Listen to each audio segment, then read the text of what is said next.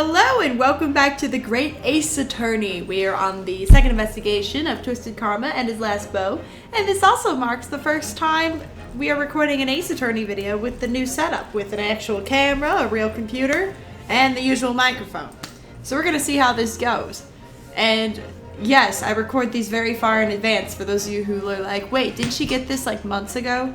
Not for Ace Attorney, because I record these in advance. I think of it like recording a TV show. It's important, you know? I need quality and quantity. I need both. This is a good way to get both. Alright, let's see how this goes. 2nd November, 338, Sholmes Suite. I still can't quite believe what just happened. One moment, let's see if we can go. Settings.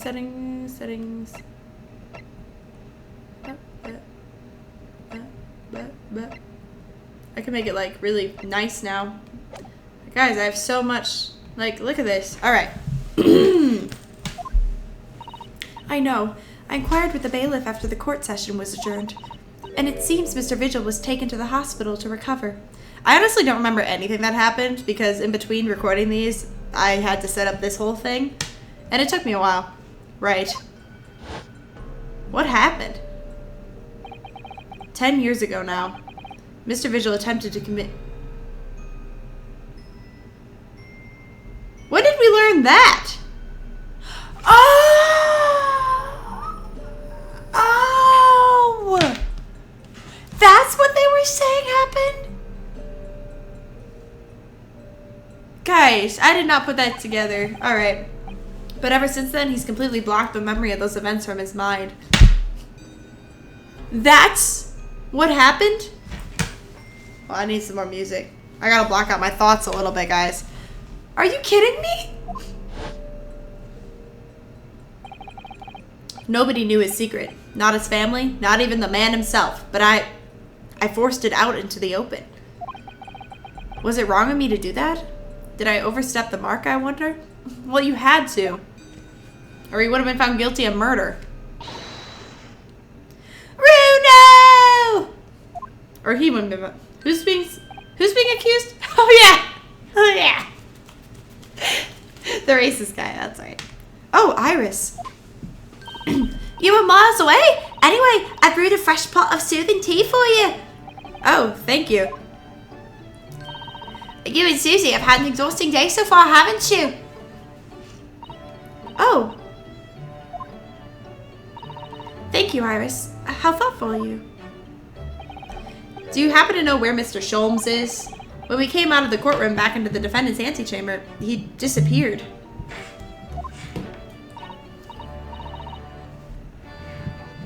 Goodness. Oh, I don't know. He just suddenly sprang to his feet and left. All that he said was, I must leave. I wonder if he's pursuing the mystery of Inspector Gregson's death. Well, you know what Early's always saying, don't you? There are mysteries in this world that should perhaps never be solved.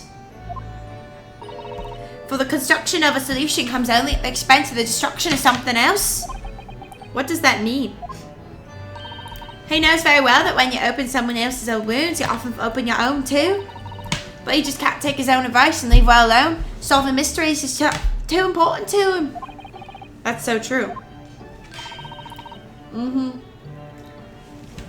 Also, there's a new flavor of bubbler. It's alright. I'm just happy it exists.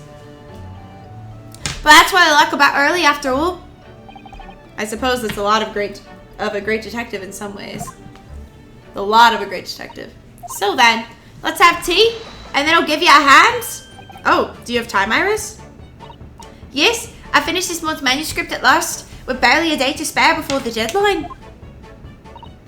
Oh, I'm so looking forward to it. A brand new story to read in the adventures of Herlock Sholmes. You know, I always had Early's violin in the days before I have a deadline. You do? Poor Mr. Sholmes. I'm sure that's very wise, Iris. How sensible of you.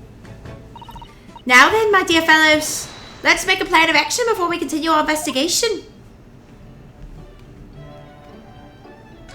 This runs so much smoother now. I'm so happy. So, how did it go in court this morning? Well, we still don't know the truth about what really happened, but one thing's increasingly clear. Lord Van Zieks definitely didn't do it. Oh, goody! Yes, that's right. We managed to uncover several new facts as well. Oh, really? And there was another development too. Katsuma. Yes, it's quite clear now that Katsuma-sama is not himself. The way he's acting, it's almost as if he's possessed. Okay, guys. We're just making sure we're still recording. Yay, it's still working. I'm a little bit worried because I can't see it constantly. I'm a little scared. I know. I mean, at the end of the proceedings earlier, he was like a bloodhound the way he was chasing down Mr. Vigil's forgotten past. He's not normally so mercilessly persistent. He kind of is. He kind of is. What's going on in his head, I wonder? I really need to sit down with Katsuma and try to understand what he's going through. I mean, he thinks his dad's a serial killer, and I say thanks because I think, I don't think he did it. If Gregson was really murdered the day before his body was discovered, then Lord Van Zieks has to be innocent, you see. What? The day before? That was not... Okay. Well, that should be easy enough to work out just by examining the corpse, surely? Yes, you would expect so, but curiously, no time of death was included in the autopsy report. That is curious. There's still unanswered questions about Lord Van Zieks, though, aren't there? Do you mean... I mean, what was he doing there on Fresno Street that day in the first place? Well, according to the man's testimony, he said he was investigating Inspector Gregson, didn't he? And it turns out that little room was actually the inspector's secret office. Oh, that sounds like it has all the makings of a wonderfully devilish plot. But then why was that notice board on there covered in all those particular papers? Papers about cases with a link to the Reaper. I'm starting to get a bad feeling about all this. Oh dear, that sounds more like something horribly devilish. We must start by looking into Inspector Gregson's movements of late.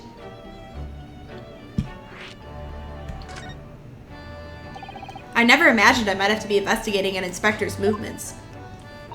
Well, according to the entry in his diary, he was carrying out an incognito investigation of the Red-Headed League the day before his death. Yeah, what is this red... Like, I know what it is, but, like, also what? Oh, you mean he was doing the same as Ali? Well, Mr. Sholmes was trying to apply, whereas the inspector was supposed to be investigating. Supposed to be. I do wish it had been the other way around. Anyway, as it turns out, the inspector who went to investigate the Red-Headed League that day wasn't actually Gregson at all. It was Mr. Vigil, in possession of Gregson's identification. That's right. That's right. You know what it sounds like to me? Establishing an alibi. Oh my. Yes, you're absolutely right, Iris. But why would Gregson need an alibi? It would appear that the inspector had something to do that he wished to keep secret. I don't believe it. I always thought he was such a harmless lover of fish and chips. But perhaps they were seasoned with something a little more potent than salt and vinegar. This guy has already been caught in hot water like 3 times. Let's not pretend he was a saint, okay? Just because he's dead doesn't mean he's a saint. I think perhaps we should try to move away from food analogies. Well, anyway, if Lord Van Zieks felt the need to investigate Gregson... Yes, I agree. We must try to find what he already knows. Alright, last one. Vigil, you say? Isn't that the name of a lady who came to visit early yesterday? That's right. To ask Mr. Sholmes if he would help her to find her missing husband. Only Mr. Sholmes completely passed the buck to us. Actually, didn't you say that Mr. Vigil had been taken to the hospital? Do you know which one?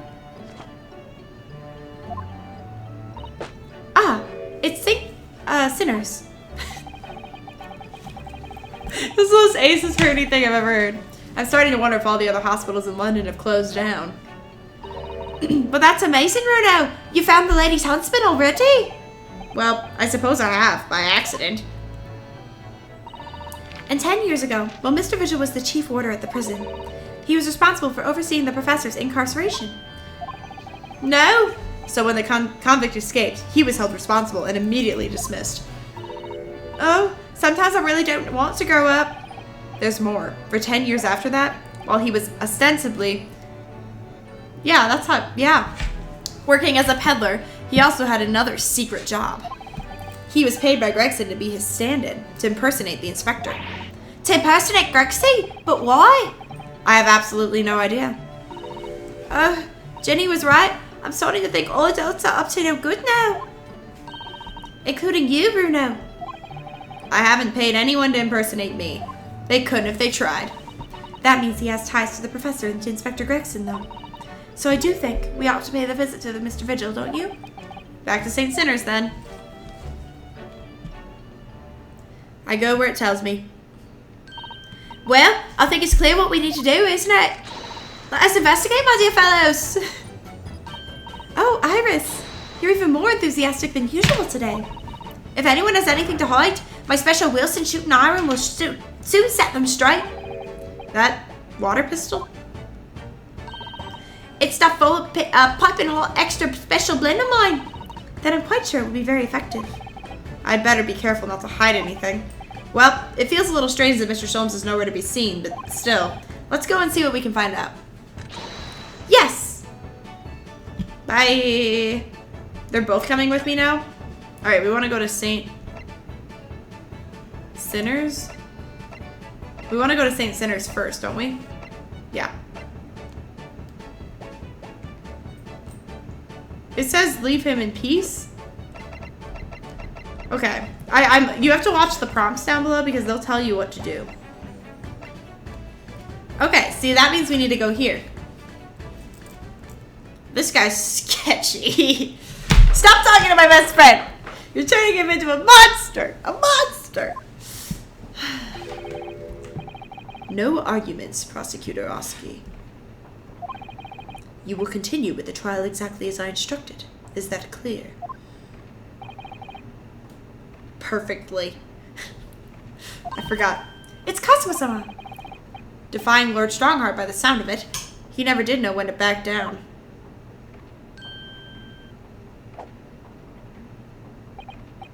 On your way now, Asugi. My lord. Hi! Katsuma. Where are you going? He left without saying a word. Yes, what are you doing here? Oh, I was just hoping to ask you a few questions if you wouldn't mind. I wanted Van Zeek's trial concluded today. But Prosecutor Oski, unwelcome inquiries are going to make it longer than necessary. Unwelcome inquiries? As a result, I'm losing even more precious time. Currently 2 hours, 55 minutes, and 41 seconds. 42, 43... Then we must resolve everything before 3 hours have passed, Mr. Naruto. In a miraculous not even 5 minutes? Anyway, I can't let the man's obvious bad mood put me off. I need information. No, I mean, yeah, we have not asked everything. Does Prosecutor Oski to believe that Lord Van Zeeks is the Reaper? I wouldn't know.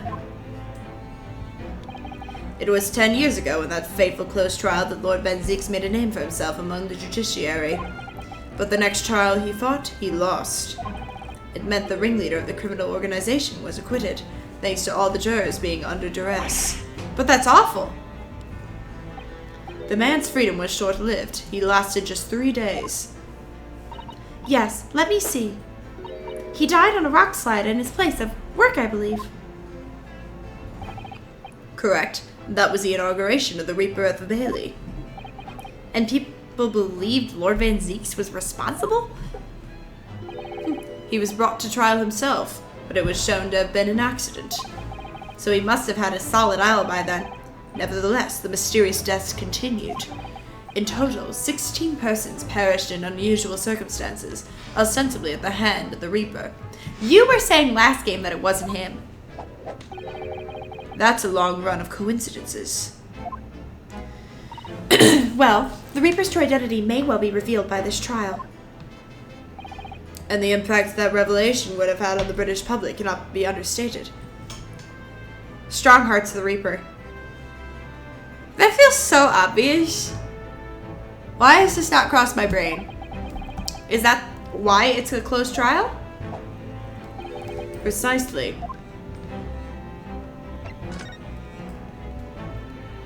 This country hasn't seen a closed trial for 10 years. So the last one was the professors? The trial against Shinoseki? Correct. Actually, we heard that originally, you were going to prosecute that trial yourself, Lord Strongheart. Then Zeeks entreated me to relinquish the prosecution to him, that he might avenge his brother's death. And here we are, 10 years later. With the son of the man Van Zeeks had condemned, now looking to avenge his father's death in the same way.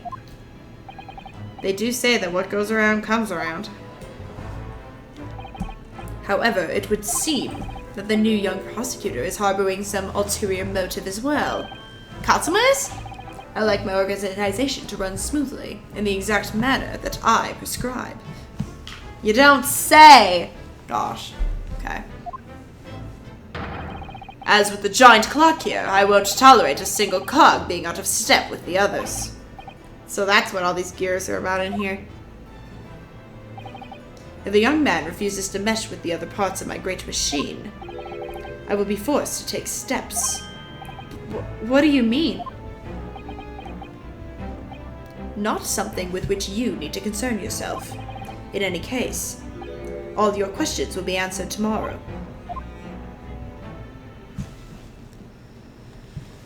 Sketchy. Now, I shall have to ask you to excuse me. As of this moment, I've been delayed from attending my next meeting by precisely 3 hours. Oh my, that is a long time. And I hold you entirely responsible. Even though we miraculously managed to fit everything into not even 5 minutes. I wonder if you might agree to us, talking with Prosecutor Asagi? Discussions between the defense and the prosecution outside the courtroom are generally frowned upon. However, I will make an exception in this case. Now go! You can find him in his office. Oh, thank you. Bye! Let's go see him at once, Mr. Naruto. But what if I want to see Sholmes? I'm just kidding. Katsuma's my best friend in the world, but I'm really not all sure I know how to talk to him at the moment. We are BFFs, we are BFFs, we know what we're doing and we work together. Okay. She should be the main character. And I love Rinosuke, I do, but like, hello? This is really crazy though. So, this is the office of Prosecutor Asagi now, is it? Katsuma-sama is doing so well for himself. Even though he's always forced to kneel on the floor in Japanese style in that dark corner. It just happened to sit, I can't pronounce that. Tell me below how I pronounce that. Style, whenever he's working. Well, it looks like our journey here was wasted. The prosecutor appears to be out. Perhaps we should discuss things with another prosecutor we know first. It told me to come here. Okay, fine. I guess I'm supposed to go... I can't go here yet. Prison. Yep. I need to look at the prompts. The prompts tell me what to do. Hey, what's up, bestie? How's it going? Lord Van Zeeks is reading. Look. He doesn't seem like he wants visitors, does he? But he must have noticed that we're here, surely. What's up, friend? What do you want? Can you get over yourself? That's no way to greet the lawyer who's trying his hardest to prove your innocence, is it? Perhaps not. Hmm? I apologize. So, what can I do for you now, Mr. Naruto? I still can't say his name. Lord Van Zeeks, speaking earnestly. Oh, The fog will lift over London for the first time in months tomorrow. This does feel very, very strange. I must say I was impressed. Oh, well, thank you. Not by you, by your fellow friend, your prosecutor friend. Oh, I see, yes. It's sardonic, don't you think? For a man such as me, so loathing of you people, to be entirely at the mercy of the two of you. I suppose. Karma. It's retribution for having played the part of the Reaper all these years. Played the part? Alright, my dude, what's up? You once told me that you gladly allowed people to believe you were the Reaper, because it helped reduce the amount of serious crime that took place in London. If keeping quiet and playing the part benefits the cause, a cause I myself am committed to pursuing, then why would I choose to say anything? But the henchman of a criminal killed by the Reaper attacked you only the other day, and that was just the most recent of many attempts on your life, wasn't it? Someone is clearly profiting from your silence about all this. Someone is using you. Believe me, ever since the Reaper first appeared, I've been doing my utmost to expose him, or rather, expose the organization. The Red-Headed League? It's a whole organization? It's inconceivable that all those accidents were orchestrated by one man. No, the Reaper always appears to have very accurate information about the accused in each case, which can only mean it's your boss, bro. It's your boss. Ugh. That somebody at Scotland Yard is involved. Someone at... You can't mean... It's taken me years, but I finally identified the central figure in this Reaper organization. Tobias Gregson.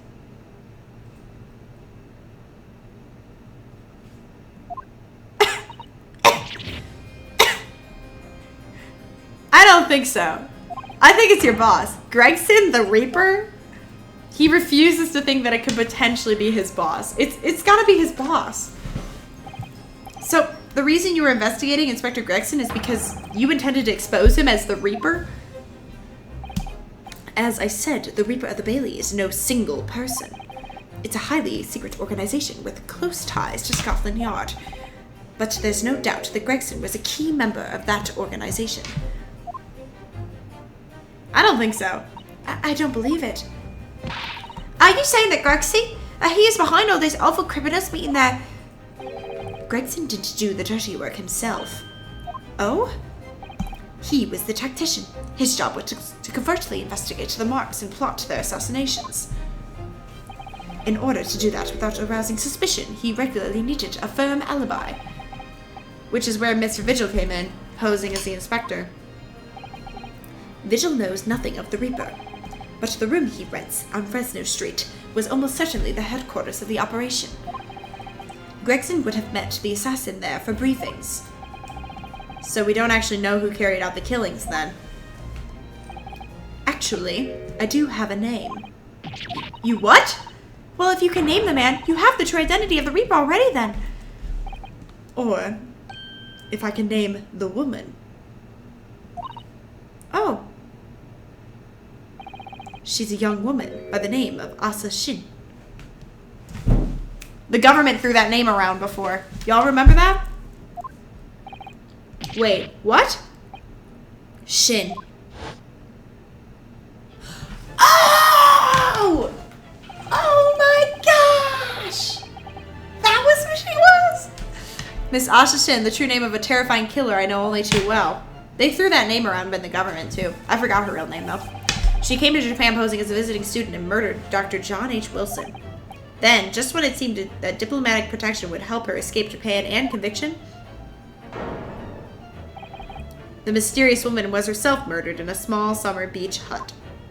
That was all luck. And that woman was actually the Reaper of the Bailey?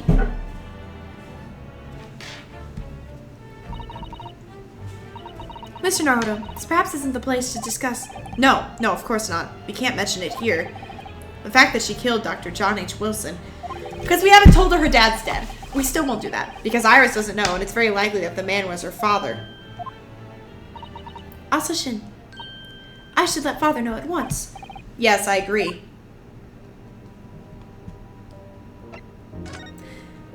I still think it's his boss. Katsuma, isn't it? Katsuma Asuki. He says he's a friend of yours. My best friend. My best friend forever! He's the whole reason I got to come to Britain. I was all on his merits. It was all on his merits. I have nothing but respect for him. Yes, I understand that only the very best students are selected for such opportunities. And I had a fine demonstration of how sharp he is in the proceedings earlier today. He missed nothing. In fact, his flawless performance very much reminded me of his father. Genshin Asugi, the professor. It's true that the aristocracy at the time was the root of numerous grave societal problems. They were abusing their power, playing with the common man as pawns in politics, in economics, in war. In many ways, Asugi was carving out a canker from society that we British couldn't deal with ourselves.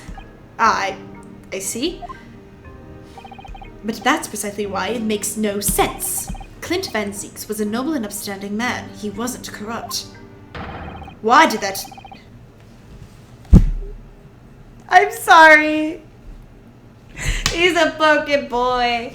He's got brother issues. He doesn't have daddy issues. He has brother issues. I'm sorry. In spite of having once saved mine. What? Lord up! He saved your life? How did that happen? Yo! Why didn't you tell me these things earlier? It was 10 years ago on a foggy night. What was to be the professor's final strike had sent a wave of panic through the capital. So Clint Van Zieks had already been killed at this point then. Genshin and I were walking down some back streets at a late hour. Is this how we got caught? Of course, at that point I had no idea of the true nature of the man at my side. All of a sudden...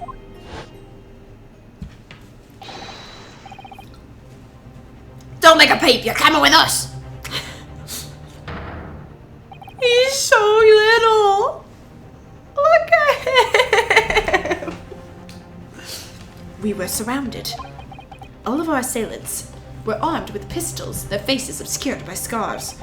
Clint was not only from noble heritage, he was a brilliant prosecutor as well.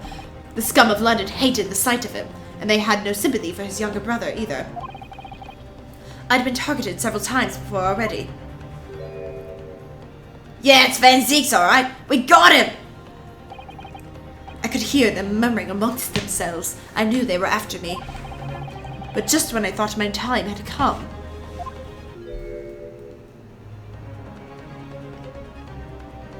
If I let them kill you, Clint would never forgive me. It was Asuki's voice, just a whisper in my ear. Sorry, if I let...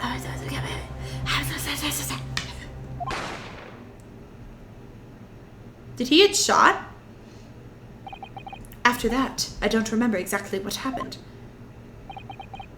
The next thing I knew, there was silence all around. Those men were sent by his boss. Genshin lay on the cobbled street. Blood was seeping from his left hand. He'd shielded me.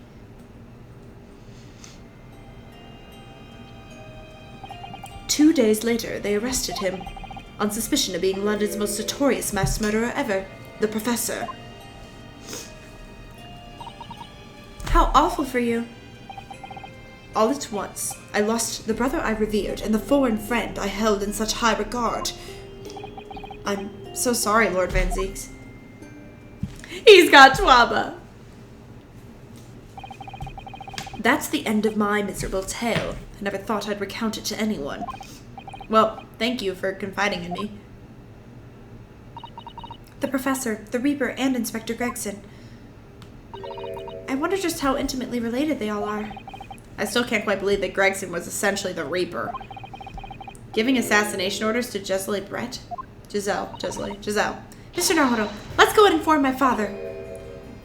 I'm sure our government will want to hear about this new information. Oh, that means we get to meet your daddy, Susie! Hooray! Yes, alright. Let's head back to the Great Waterloo Hotel then. Bye! Have fun!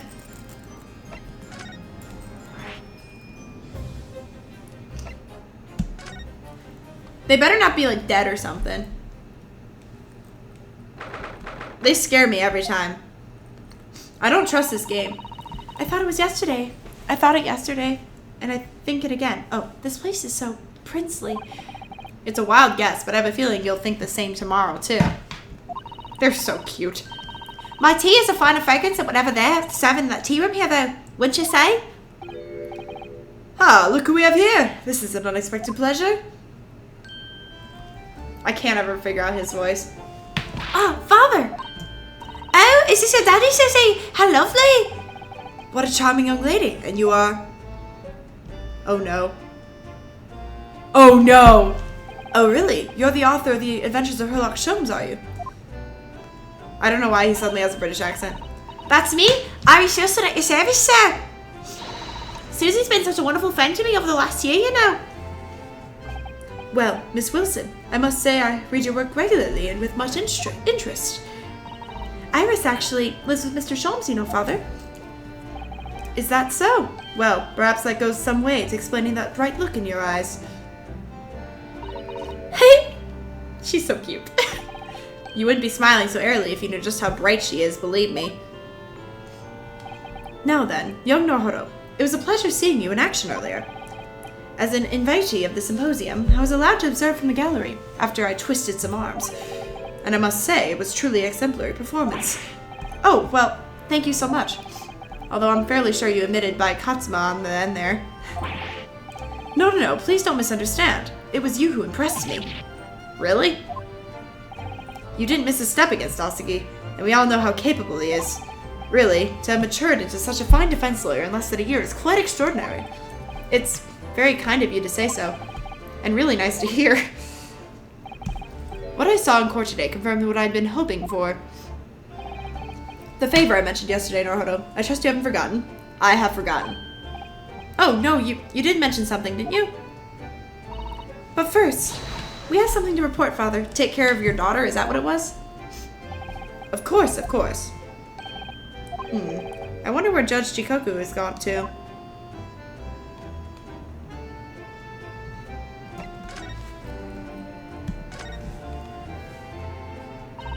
Father, do you know about the so-called Reaper of the Bailey? I've heard rumors. Some members of the judiciary explained it all to me yesterday. Of course, when I was visiting student here in London, the Reaper was yet to emerge. Right, he didn't appear until after that case when the visiting students had already returned home. Lord Van Zeeks, who was in the dock today. That was Berg, the younger brother of Clint Van Zeeks, I believe. That's right. And he's known throughout London as the Reaper, as you've heard. But the truth is, it wasn't him behind all those mysterious deaths. It was somebody else. I see. So what you're saying is there's been a professional killer at work here. Exactly. Somebody by the name of Asa Shin, in fact. I beg your pardon? Did you say Asa Shin? You mean the Jezebel Brett woman who was responsible for killing my great friend? She doesn't know! Please don't tell her! No! I've been begging them to tell her so it doesn't come out like this. But now you need to not tell her yet. Okay. Oh no, a friend of yours was killed!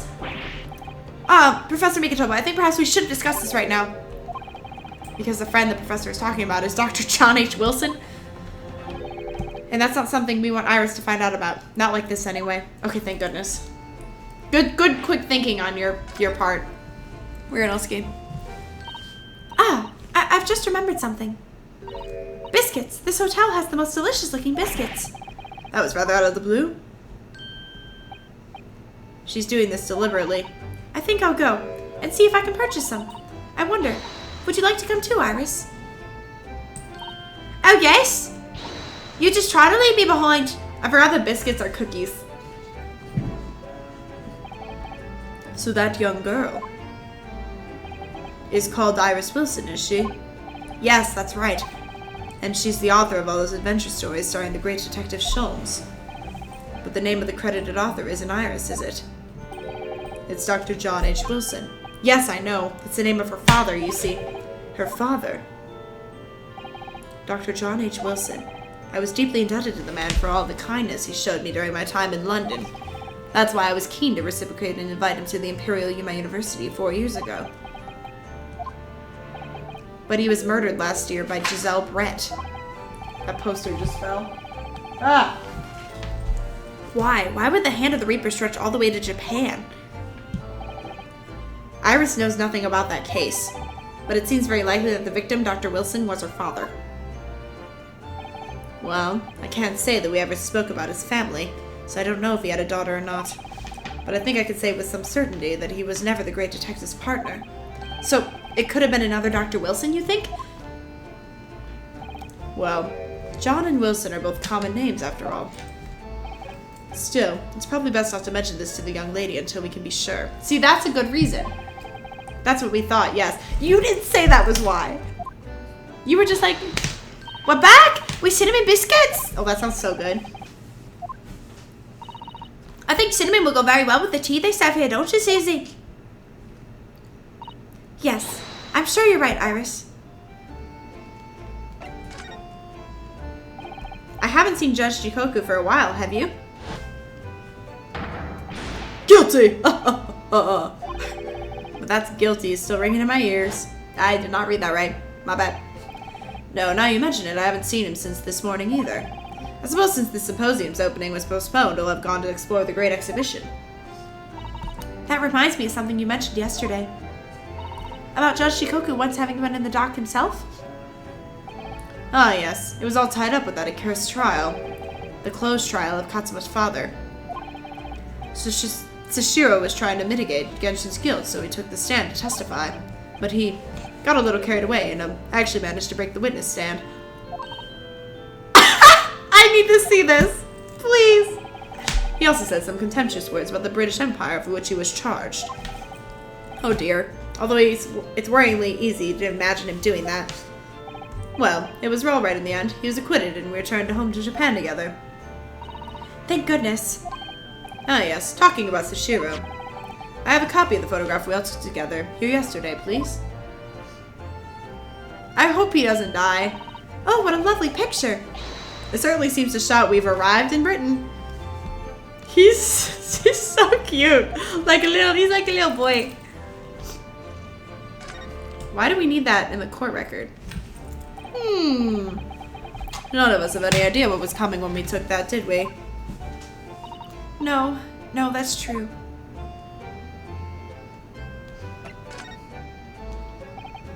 So you mentioned a favor that you'd like to ask me? Well, this fateful trial that you're fighting, one way or another, it will be over before long. And when it is, I'd like you to accompany me back to Japan. Why? I'm having so much fun. You want me to... What? Father, what's the meaning of this? Now, Susato, you should understand. You see now our courts work firsthand. Japan's judicial system is in its infancy, especially when it comes to defense. Okay, fair enough. Oh, you mean... The Supreme Court of I can't read! Is in desperate need of a good defense lawyer. As soon as possible. Really quite urgently, in fact. But I've not even been in London a year yet. I've read all of Susato's reports. I'm well aware of your extraordinary talents. And having seen you in action with my own eyes earlier today, there's no question. You, Naruto, are precisely the man our country needs. You know, yeah. So, you'll be leaving then, Bruno? But then, what am I supposed to do, Father? You came here to serve as Asagi's judicial assistant. Oh yes, she's supposed to be Katsuma's assistant. Our government is still in the process of deciding how best to deal with this situation, though. You've always chosen your own path, Susato. And I trust your judgment in this matter also. If she stays behind and assists him as a stupid prosecutor, I'm gonna lose my mind. Father! Please, the pair of you, don't look so downcast. It's merely a suggestion, you understand. I hope, if I'm honest, but I won't force you. Oh, you know he's gonna do it. All I ask is that you consider it and come to a decision by the time this trial concludes. Yes, alright. You won't leave, will you, Bruno? I lost her accent real good there. The thought hadn't even crossed my mind. Up until now, I've just been trying to do what I believe to be Katsuma's will. But it turns out that he's still alive, so, where does that leave me? I don't know, right? Well, if you excuse me now, I need to telegram government ministers and the Japanese police with this information about Asa Shin. Of course, Father. Thank you. I look forward to next month's installment, Miss Wilson. Oh, good. And please do come to Baker Street sometime, won't you? We'd love to entertain you. I would be delighted. The best of luck tomorrow, Naruto. And give my suggestion your full consideration, won't you? Yes, I will. Going back home. It's wild. I get ready. I feel like we just started. You know, Katsuma-sama has always meant a great deal to my father. I'm sure he'd love the chance to meet with him and talk to him about all this. Yes, no doubt. Asa Shin. Of course, it's so obvious. Oh, it's so obvious! How could I have neglected to consider the possibility before now? Ah, Mr. Sholmes. Harry, where have you been? Why, I joined you all for tea, of course. What an extraordinary question. I didn't notice you at all. No matter, no matter. Anyway, to more pressing concerns, Mr. Naruto. Oh, yes? I must dispatch a telegram to your country at once. It is a matter of much urgency. To Japan, you mean? Tell me, to whom can I entrust the task? Quickly now, who? Well, my father has just now left to send a telegram to the Imperial Police Bureau of Japan himself. I see. Well, he looked reliable enough for a bearded fellow. I don't think what father sports could be considered a beard, Mr. Sholmes. There's not a moment to lose. Kindly ask your trusty, unshaven father to see this sent. I will, but what is it? No questions at this time, if you please, Mr. Subtle. All that we can do is pray that for once my deduction is awry. Awry. Doesn't that... Now then. You may be surprised to learn that I am a very busy man. I certainly have no time to hide behind cities and eavesdrops on other people's conversations.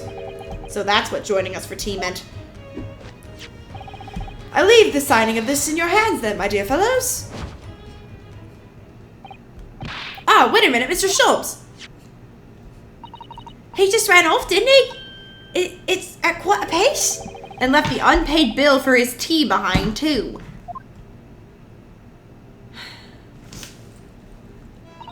I must catch up with father at the telegram office at once. And I'll run and call a cab straight away. And there was me, thinking everyone would be clamoring to pay Mr. Sholmes' bill.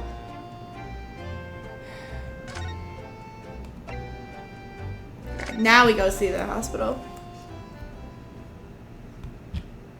It's always the same hospital. Saint Sinners. This is a ward where Mr. Vigil was brought, apparently. To be frank, I'm a little worried about seeing him again. I forgot what I did for his voice. Oh, the lawyer. Hello again.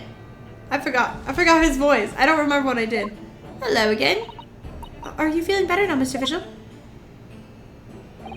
Yes, thank you. Somewhat better. I'm so sorry to have caused you to... I mean, it was because of me. If I hadn't exposed your secret and forced you to remember things you'd obviously tried to forget. The prosecutor was here until a few minutes ago, too. You just missed him. Oh, Katsuma beat us to it. He said much the same as you. He was very apologetic. But the truth is, I brought all this upon myself. Please don't think like that. Keeping it from Evie, my wife, all these years, I've carried such a sense of guilt. But that's not the worst of it. Over time, I obviously came to see myself as well. You mean about your dismissal? Looking back now, I'm beginning to think that perhaps Inspector Gregson didn't stumble across me by accident at all. I mean, he compensated me so generously for acting as his stand-in. He was clearly concerned for my well-being and doing what he could do to help. So perhaps Gregson knew exactly what had become of Mr. Vigil all along then. I'm sure this is just desserts for 10 years of lies and deception, but... It wasn't me that helped the professor escape 10 years ago! It wasn't me! I swear it! I swear it's true! Oh, Mr. Vigil. I'm sure you'd rather not dredge up even more from your past at this time, but if possible, could you tell us exactly what really happened? I want to. I need to get all this off my chest. I just want someone to tell me what I should have done.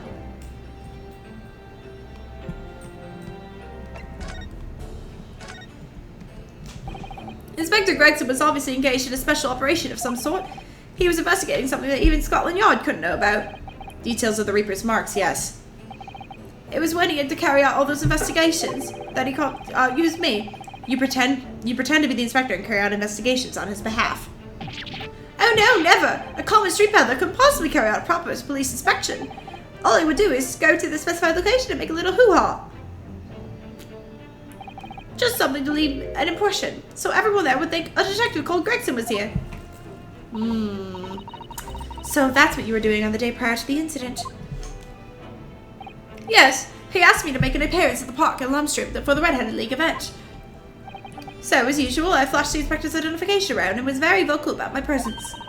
But then you were taken prisoner. Oh wait, I forgot it's Iris. Well, then you were taken prisoner by those red-headed fraudsters. Yes. So you would always make a point of showing Gregson's identification and generally being loud. That's what the inspector asked me to do, yes. Well, that's one way of becoming a legendary detective, I suppose. Not a good one, though. And as you know, I suffered this bruising around my neck at their hands. But the following day, they kept their word and released me. Without returning the inspector's identification to you, however. We had arranged to meet in Fresno Street Room at 5 that day so I could report back to the inspector. But at the agreed time, that's when I heard the gunshot. It was at midnight on 17 June 10 years ago. That was the time scheduled for the execution. But the professor's execution never actually took place, did it? I'm so invested that I don't know where this is going. Or rather, the execution itself. Oh, she is here. Must have been used to affect the plan of escape. I hardly dare to imagine what a chilling plan that was. Barclay was renowned for being the highest security prison in the country. Everything that went in or out of the place was searched multiple times. But there was one notable exception. Or rather, one notable loophole. Something that was never questioned. I have a feeling I know what that loophole was now. The coffins into which the bodies of the executed convicts were placed, correct? Yes.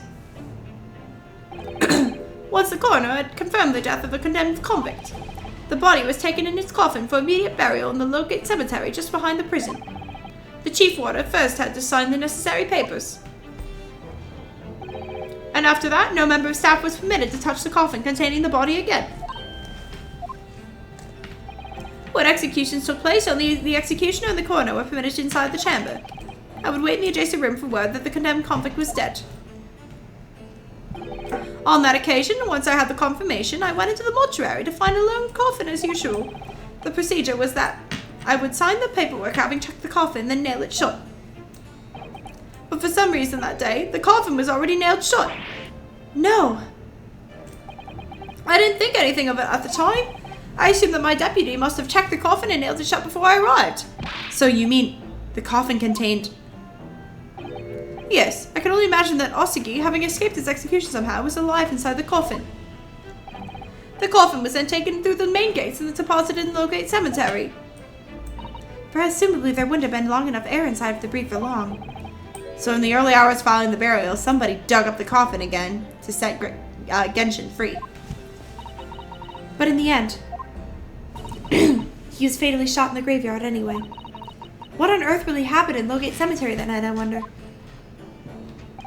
I'm afraid I don't really know. All I can say with certainty are two things. Osugi couldn't possibly have escaped that way without help from somebody working in the prison. And that somebody was not me.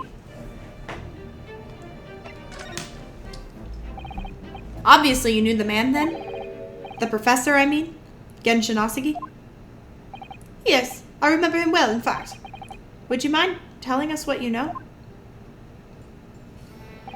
Well, having been condemned to death as he was, any contact I had with the man was short, obviously. After the trial, which was carried out behind closed doors, attended only by elite members of the judiciary, they called for his execution to be carried out in the earliest possible opportunity. The outcome of the trial was set from the beginning, wasn't it? It was a time of delicate diplomacy, when Britain and Japan were in the process of signing an important treaty. That meant that this potentially destabilizing case had to be dealt with swiftly and discreetly. The man had less than a week in total. As I was the chief warder, I oversaw a short stay. I remember being struck deeply by his noble character and incredible resilience. What do you mean exactly? He was the killer of many men, but he was always quiet and polite. He was a gentleman, and a man of intellect.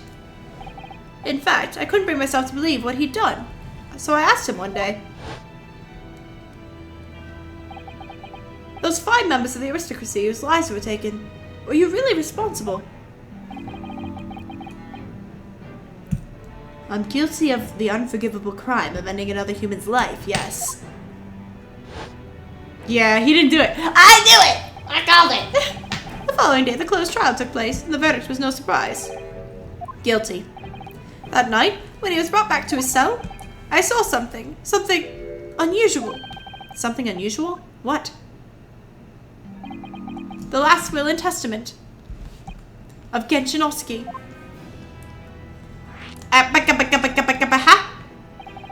As I said, it was on the night following his trial after he'd been found guilty. I was doing the rounds of cells, and when I looked into Osuki's, I noticed that he seemed to have a sheet of paper in his hand. Ah, his last will and testament then, presumably. As soon as he noticed me, he hurriedly shoved it behind his back. But why did you find that so unusual?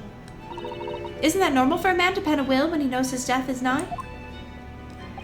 Yes, that's true. But there was a special conditions to Osuki's incarceration, you see. What sort of conditions?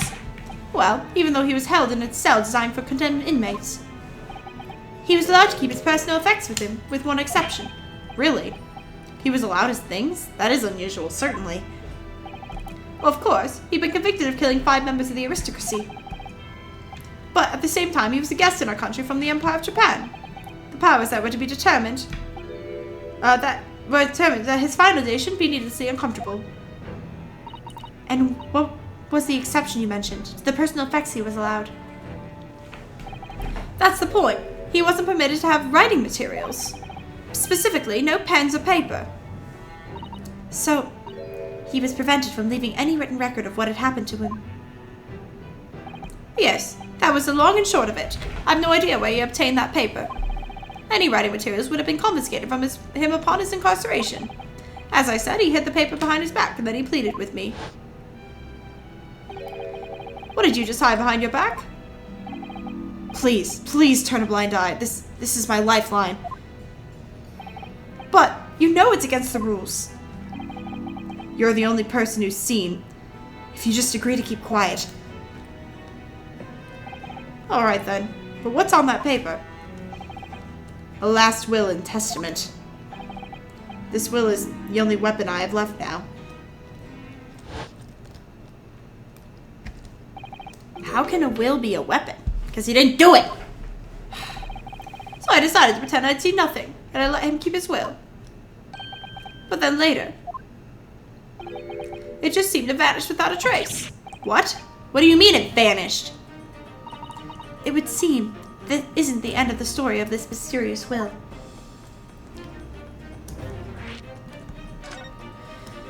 I was the only person who saw Osuki's will, but somehow it disappeared. It was after Osuki's execution, which was actually an elaborate jailbreak. The warders gathered up Osuki's possessions that were in his cell. They were all to be sent back to his family home in Japan, you see. To poor Katsuma-sama. And you're saying that it wasn't anywhere to be found among his personal effects? The will, I mean? That's right. Well, I didn't search through them myself. But Governor Kaden was livid. He was screaming, "It cannot disappear completely!" That doesn't quite make sense though, does it? In what way? Well, we understood that only Mr. Vigil was aware of the will's existence. That's what I was thinking. In which case, how did the prisoner governor know to look for it? Oh yes, you're right. I really don't know how he knew. But it certainly seemed as though he knew of the will's existence from the outset. Only he didn't refer to it as a will. What he said was... The Ossagi Papers. The Reynolds pamphlet. The Ossagi Papers. I really can't tell you anything about the subsequent events. Does this have something to do with that thing that Holmes said we couldn't know about? Sorry, Sholmes. Because, well, what happened? Your dismissal, and the way you blocked it all from your memory. I'd forgotten until today. I don't suppose it's relevant to the case, though. Well, anyway, thank you very much for sharing it with us, Mr. Vigil. We're very grateful. Peace! I'm afraid there's really little more I can tell you. My wife, Evie, will be here shortly, so I do hope I don't appear to be rude, but... No, not at all. Thank you again. But what will become of you now? Well, impersonating a police officer is a criminal offense, of course. I imagine that once I'm fully recovered, I shall be arrested. I'm so sorry. Don't be, please. This was all my own doing. I always knew that the day would come. And once again, we're just making sure we're still doing good. I see red. We're doing great. Hi, guys. Okay, we're back.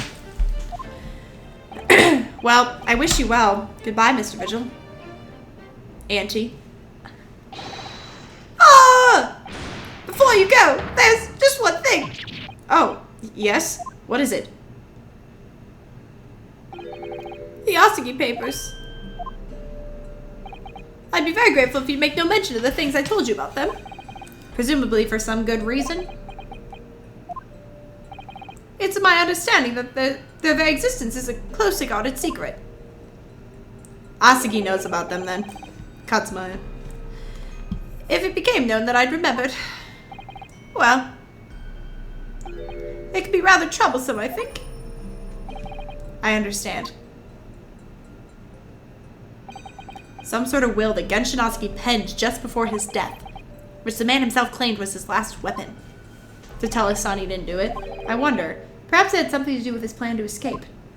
Well, duh. If there's anyone who might know more about the document than Katsuma's father left behind, it would be Mr. Vigil's governor. Then we know precisely where we must go. Back to Barclay Prison. Bye. Poor dude. This is, like, actually crazy. We can't tell him where we got that information. There it is. We cannot tell him. You be good, Reinoski. We cannot tell him where we got this information. I forgot his voice, too. Oh, back again, are you? Yes. Hello. I don't buy your investigations. I read the report just now.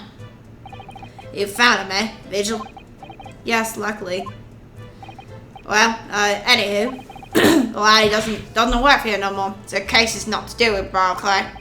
I wouldn't have liked you to get the wrong idea about that. Of course, yes. Mr. Vigil stopped working here 10 years ago, so... Yes, we've seen his dismissal notice, haven't we? He was given the truth. Alright, Kimmer. You killed Kim very well. So how about a wee handcuff biscuit?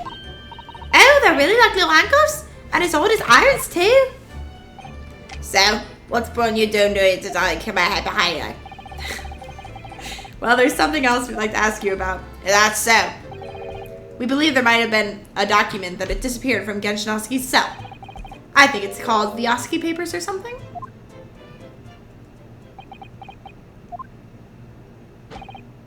Did I know say Greg's death is not to do with things that might have in the book, like, let the past the past, laddie.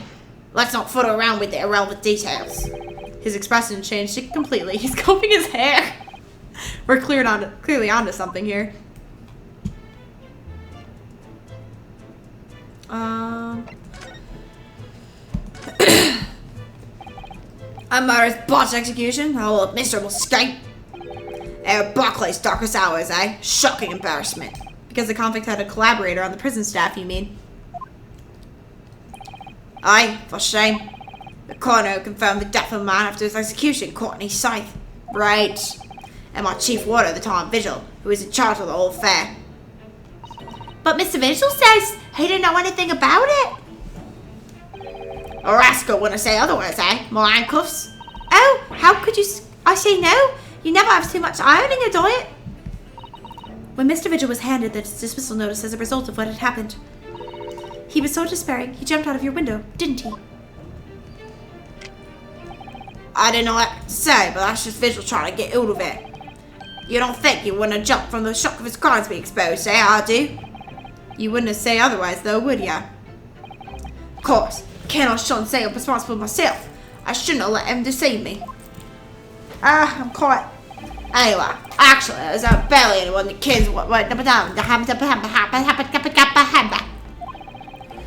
with Gregson, I'm mad at Dr. Sight forbidden him from having any visitors.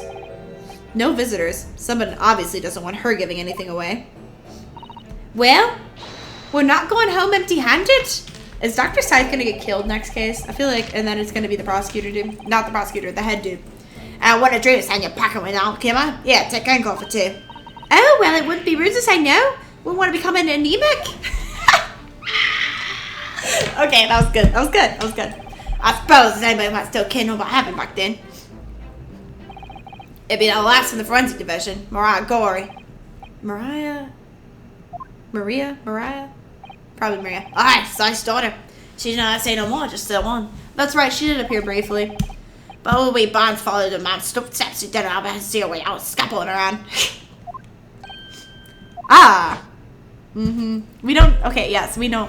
That was the chick who appeared in the death mask. That's so creepy. Dr. Scythe's daughter, Maria Gorey. We could do talking with her. So, she's Dr. Scythe's daughter, but her surname is Gorey? Aye, there's some family history, I'm sure, but didn't count the ins and outs of it.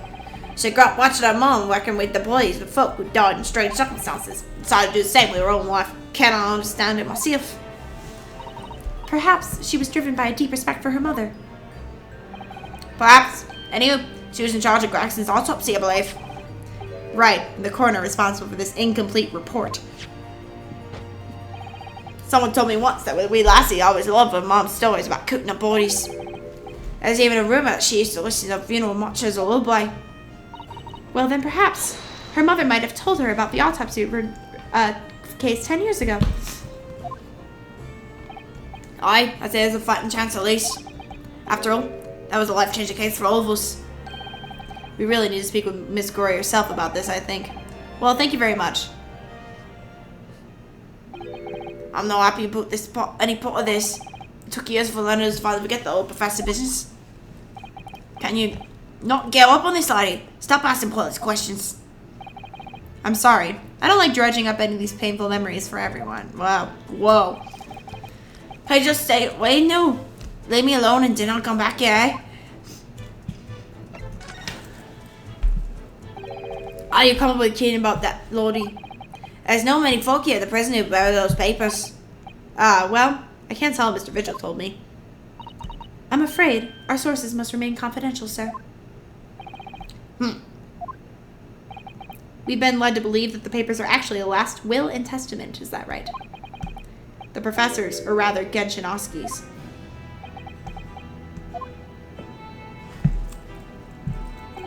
Aye, that's right. You're well informed, Jimmy. Oh, is that the end of the silent treatment? But then after the convict's execution, it mysteriously vanished from his cell, didn't it? I was no. You're off in a half-cooked there. You think I didn't quite get your facts straight? It was there in the cell, exactly where it should have been. Oh, not what we heard elsewhere. Let me just have a wee look around here. I'm sure I can find it. Aye, there we are. See? The last will and testament, Genshinovsky. Remember about the calligraphy bush. Oh, wait, I read that wrong. Of course, I cannot read away those Japanese squiggles. My mind says that he leaves all his worldly possessions to his son back in his homeland. Yes, that's correct. That's the gist of it. So these are the Osugi papers? Aye, of course they are. Papers from my scheme. Not to do about it. There's no mystery, laddie. That's your law. After all, this trumps was a slash of the execution. We sent the man's possessions back to his clan in Japan. That was the end of it. I think we ought to make a record of this, Mr. Naruto, just in case. One thing before you go away, Mr. Naruto. Oh, yes? Those papers are not to do with Grex's death. I prefer if you did not make no mention of outside the office, or rather, I wouldn't just prefer consider it an order from the highest levels of the government. I understand.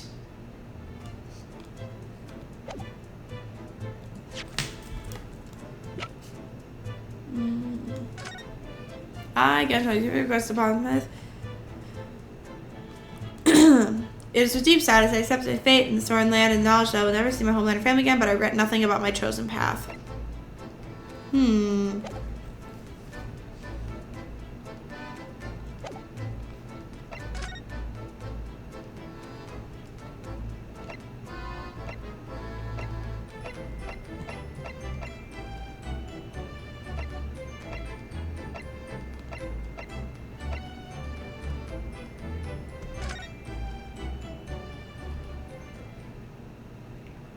Oh, is he gonna be here now?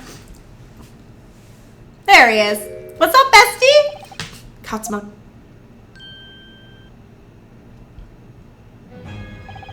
I thought it wouldn't be long before you paid me a visit, Ryunosuke. I was right about what I said, wasn't I? Sorry? You have all the makings of a great defense lawyer. Well, I always believed that you'd fulfill your dream of advocating in the British courts. I just never imagined for 1 second that it would be as a prosecutor. Seeing you stand in the foreign courtroom, so gallantly realizing your dream, Katsuma-sama, I'm truly happy for you. And I'm truly thankful to you, Judicial Assistant Mikotoba. Ryunosuke, I always thought that it would be for fun for you and I to shake up the British legal system a little together. This isn't quite how I envisioned it, but I suppose it's just another twist of fate. I've learned a lot of things during my time in London, about how Susato-san's father was himself a visiting student here once, along with Judge Jikoku, and about what happened with your father. And you have no difficulty understanding why I had no choice, why I had to find a way to get to Britain as a visiting student myself. I want to hear it from you, Katsuma. As you wish, Ryunosuke Naruto.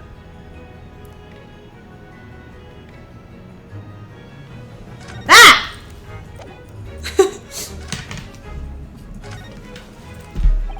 It's getting on for a year now, since what happened on the SS Burrow. Yeah, I need to get this cleared up. We were heading across the oceans from Japan to Great Britain, when a bizarre series of coincidences led to those tragic events. I thought I'd lost my best friend forever. I must have been unconscious for a long time. When I awoke, I was lying on a bed. It was a narrow little room. There were a bunch of posy flowers by the pillow. It took me a little while to realize that I was in the cabin of a ship. I slipped out of the room and headed up onto the deck. Were you already suffering from amnesia at that point? Yes. I didn't know what had happened or where I was. There was just this voice in my head. You have something you have to do, something no one else can know about. Go to Great Britain. Your task awaits you there. Can't believe they gave him amnesia. I'm so disappointed. It was a calling I couldn't ignore. It compelled me relentlessly.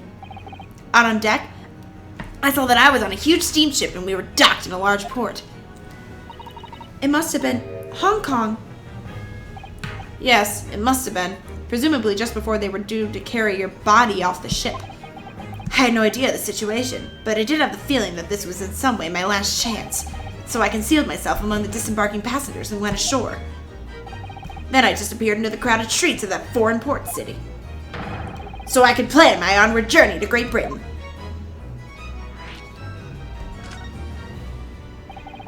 Just under a year ago, with all my past memories lost to me, I was left behind in Hong Kong.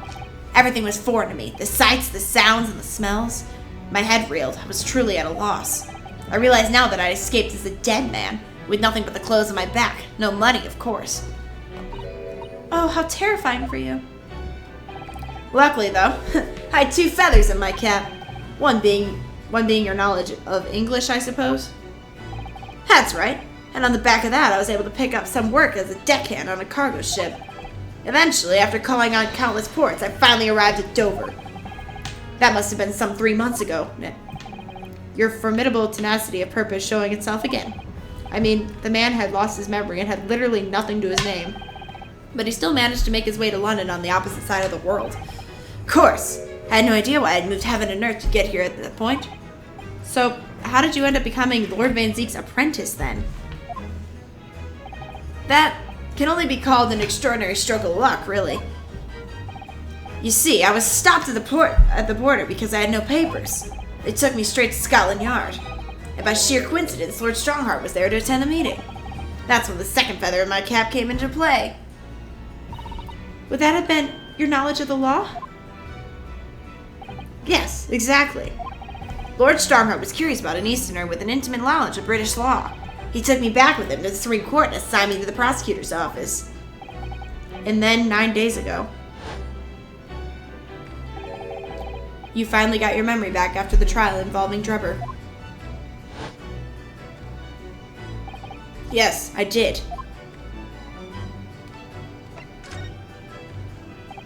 Ever since I first met you at Yume, you talked about your dream. Mark my words, Ryunosuke. I'll be the chosen as a visiting student and make my way to Great Britain someday. He was so young and precious. Did you know the entire time about what happened to your father here? 16 years ago.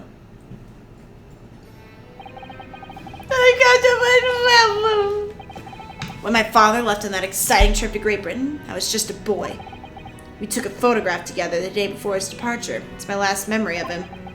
What I remember most about my father is his unswerving sense of justice. 6 years after he left, a gentleman called at our family home. He told me that Genshin, my father, had been taken ill in England and passed away. It was Professor Mikotoba, your father, Susato-san. Oh my. Ever since then, the professor was very good to me. He even helped to fund my university education at Yume. I'll be forever in his debt. But nevertheless, I just couldn't bring myself to believe what he told me. Oh. Then one day, a letter arrived at our house from Britain. There was no indication of the sender, so I opened it assuming it was from an old acquaintance of my father. What I read in that letter changed my entire life. What did it say? It said that my father had been a mass murderer, and the writer cursed the Asagi name. Oh no! As a result of that letter, I found out what had been hidden from me all those years. It's crazy. Presumably, the letter was sent from a relative of one of the victims. If whoever had sent it had been a member of the judiciary, he could have been present at the closed trial. The letter revealed that my father had been sentenced to death, executed for being a killer. I'm sorry you had to find out that way. I imagine the British government did its very best to silence whoever sent that letter.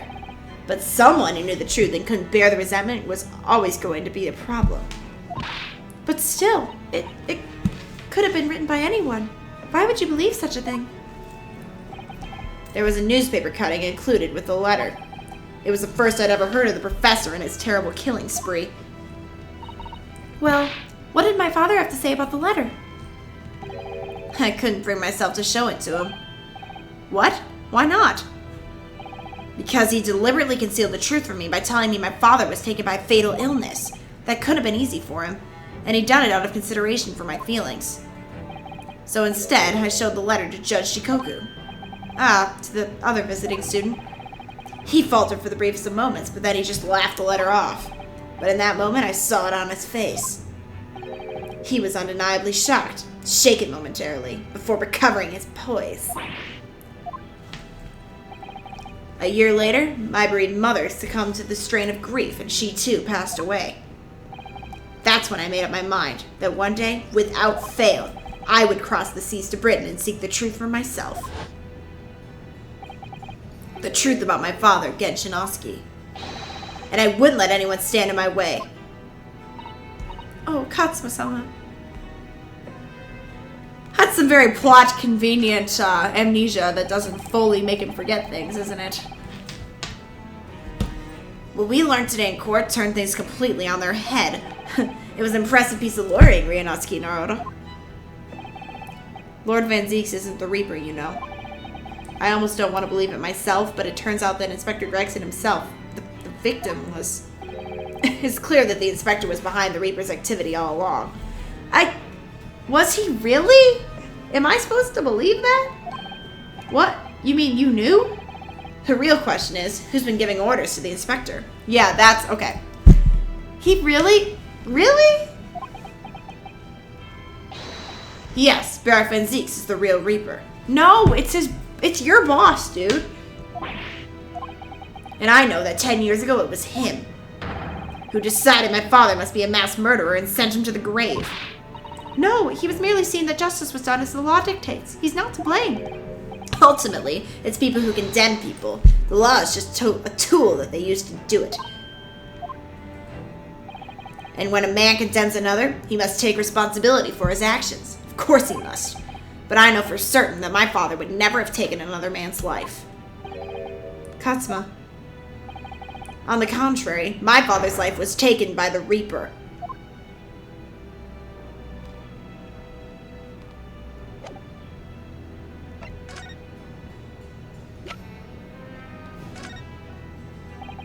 Katsuma, what do you make of this? I can't show him that letter. Okay, fine. Okay, I guess I have to move. Okay, no. Maybe I have to investigate? Let me see what's going on here. What is this? Oh, this is the... What the? It's a scale model of the crime scene. Oh, yes, I realize that. Does the prosecution office make a model of the scene for every single case? Apparently so.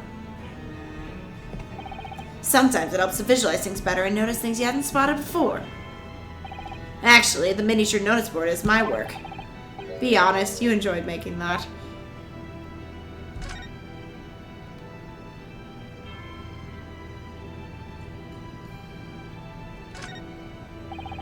There's Lord Van Zeek's incredibly stylish desk. It's not my style, though. No, I noticed you'd been working at that little table on the floor, kneeling down the... still can't say it. I thought it was some kind of punishment set up by Lord Van Zeek's when I first saw it. I find it the most comfortable way to work. I can't do it. After a couple minutes of sitting with my legs folded under me, they start to go tingly. Don't exaggerate, Ryunosuke. We both know you can't even manage a minute. Am I supposed to present something to him? Who's that? Do you know who the man in the portrait is? Oh, that's... Why would I? What? But you're Lord Van Zeek's apprentice. Yes, apprentice, not friend. And during the time I was suffering from amnesia, I didn't even notice that picture. Oh, really? I mean, it's not the smallest picture. I wouldn't have the first idea what the man decorates his office with.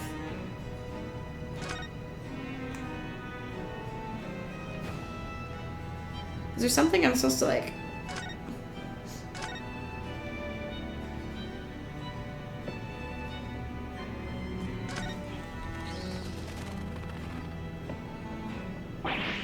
Ah! You disturbed the bats, did you? Fitting companions of Lord Van Zeek's, wouldn't you say? Actually, I've seen the things flying in Lord Strongheart's office, too. Doves, I think. Perhaps you have to like birds to attain rank in judiciary here. Well, the bats aren't birds, of course. How about a sparrow for you? Oh, yeah. What's that supposed to mean? Oh, nothing. Sorry, just thinking out loud. Am I supposed to present something to him? Lord Van Zeek's fine collection, blah, blah, blah, blah, blah. He has a strict regimen for everything, with storage, blah, blah, blah, blah. This is not relevant. What am I supposed to... Meh. Okay, there must be something I'm supposed to present to him, maybe.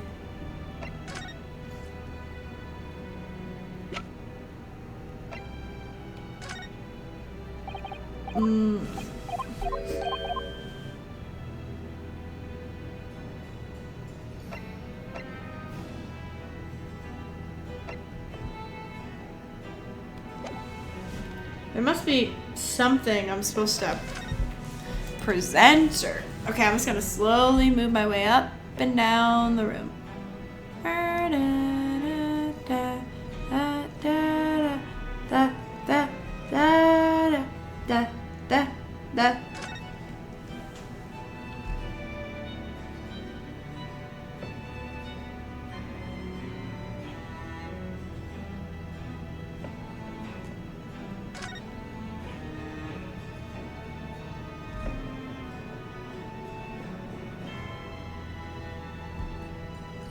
Last thing?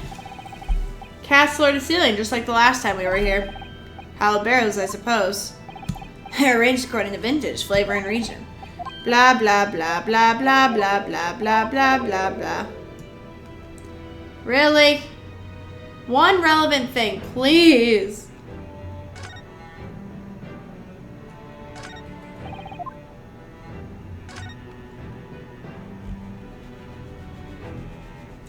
I'm looking.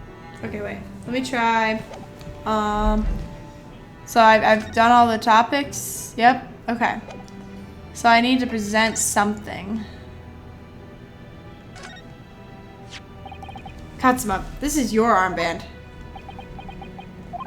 Actually, I think it's yours now.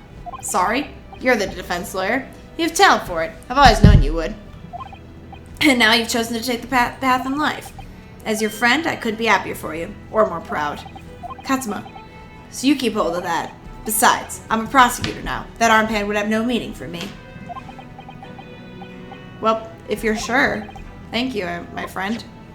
My learned friend. I'm so confused what I'm supposed to do here. Sec. Let's figure out what my next step is. I have no idea. Okay, so I have to present the autopsy report. What autopsy report? Okay. Like, I honestly had no idea. This came up in the trial, didn't it? It's something of a little dubious, I mean.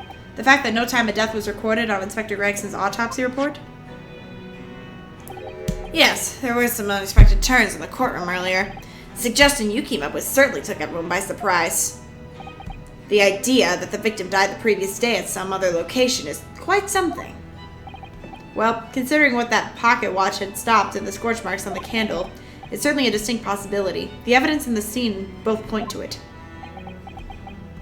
To be honest, it bothered me too, so I paid a visit to the autopsy room earlier. The coroner responsible wasn't there, but I got a name. It's Dr. Gory. If you wouldn't trouble you, Katsuma-sama, we'd very much like to speak with the coroner too. Of course. The last thing I would want is for anything to be brushed under the carpet. Scotland Yard's autopsy laboratory is behind Lowgate Cemetery. Lowgate by Barclay Prison? Huh, you know it, do you? The prison where my father was incarcerated and robbed of his life. Katsuma-sama. Of course we know it. You were there. Well, thank you. We'll pay a visit to the laboratory later today. Okay. Yeah, I had no idea what they wanted me to do there. Ryunosuke, I want to thank you. What for? For this. You're safeguarded the soul of the Oski clan. Well, it is a famous sword that's been in your family for generations. My only slight regret is that I never got the chance to draw it before I returned it to you. Kuromo is said to have been forged by a master swordsmith during the Sengoku Warring States period. Yep. I come from a long lineage of warriors, many of whom were expert swordsmen. Well then, you're a chip off the old block, I'd say. This blade, Kuruma, is a symbol of the Oski clan's honor and might. Apparently, one of my father's apprentices even took the blade's name for a surname. Really? Kuruma. It doesn't sound formidable, that's for sure. 16 years ago, when my father was a visiting student here in London, he had this sword forever at his side. Which is why it means so much to me that I have it by my side again now, too. Yep. And that is all thanks to you. It was an honor. I'm still mad at you. and the writers for giving you amnesia. Now, I have preparations to make for tomorrow. Perhaps I said a little too much. Katsuma, you've changed. No, Ryunosuke, I haven't changed at all. I agree. It's you who's changed. I agree. See, I think, okay, we're on the same page now. I can completely understand your resentment towards Lord Van Zeeks given what happened. But the fact is, those events in this case are, well, Unrelated? Is that what you want to say? How can you be so sure? What do you mean? Never mind. That man is the Reaper, and it's for that reason that the inspector was killed. I'm going to prove it as much in court tomorrow, by whatever means necessary. I can't let you do that, Katsuma. I know you'll do what you have to as a lawyer. But I'm sure I don't need to tell you that I won't be taking any prisoners in the courtroom. I would expect nothing less. Until tomorrow then, in the Old Bailey. Oh gosh. I need a snack. I'll be back. That was a very long break. But we're back. As you can see, I got resituated. Okay. Oh yeah, we were talking to him, and now we're gonna go talk to the one daughter. Oh goodness, the activate windows came back on. You're just gonna ignore that. You don't see it. It's not there. This place really is creepy, isn't it? Well, being a dead room, it's probably full of spirits of the deceased. But actually, there's a rather pleasant scent of roses in the air. Well, being a dead room. Okay, Iris, calm down, calm down, calm down. Okay, we're good. The coroner probably needs a bold scent like that to match the odor of death. Iris, do you think we could change this subject?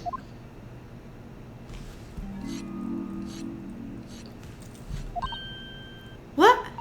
What was that? When did this become a horror game? Oh, there she is. Dr. Gory? Why did I put that together?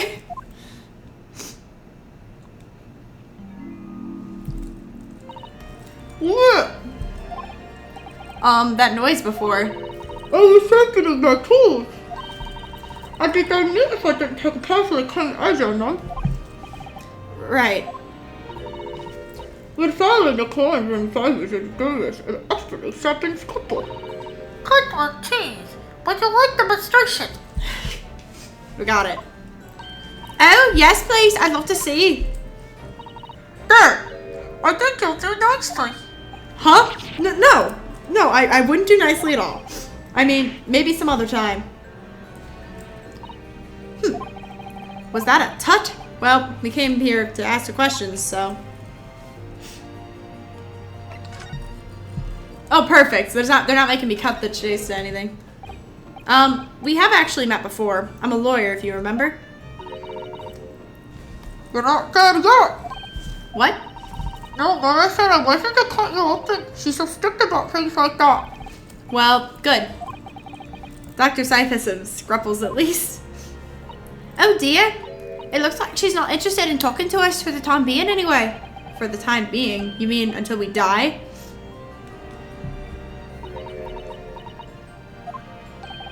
Sorry, but I wasn't planning on dying anytime soon. Surely that's some less drastic way of making her listen. Okay, so we have to present.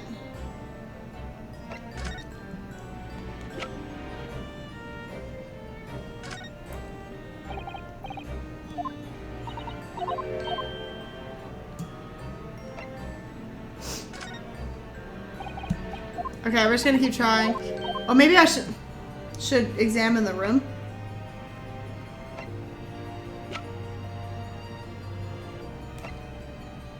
Oh, dead body. About this photograph, Dr. Gory. Who's that? Sorry? It's Inspector Gregson, of course, the victim of the case. Oh, I see. I don't remember the faces. Internal organ, muscle tissue, bullet trauma. Those are the things I remember. Well, please try to also remember that I don't want to know anything about all that.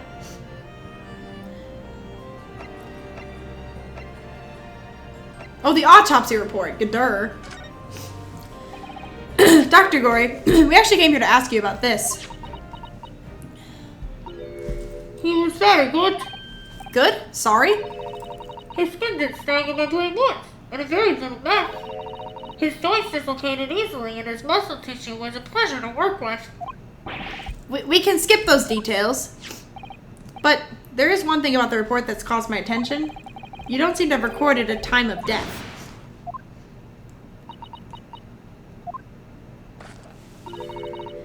That's not my fault. Oh, that made me jump. Then please, tell us what happened.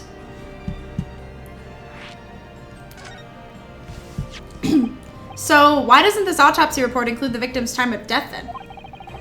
It's really the most crucial detail. I was told not to write it. What? By whom? Now Strongheart, I told you! Bro, the Lord Chief Justice, he came here. Lord Strongheart came? He said that from the witness statements about the gunshot and the other evidence, it was obvious. The man clearly died at 5 p.m. on November 1st when the gunshot was heard. But that's not the time of death you wrote on the report. You didn't write anything. Was there some reason you didn't include it? Dr. Gory, if you're hiding something under Lord Strongheart's instructions, then sooner or later you're going to go the same way as your mother. Oh! Oh! Give it here then.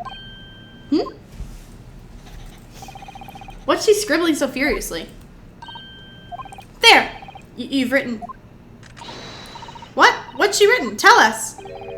Indeterminate. But...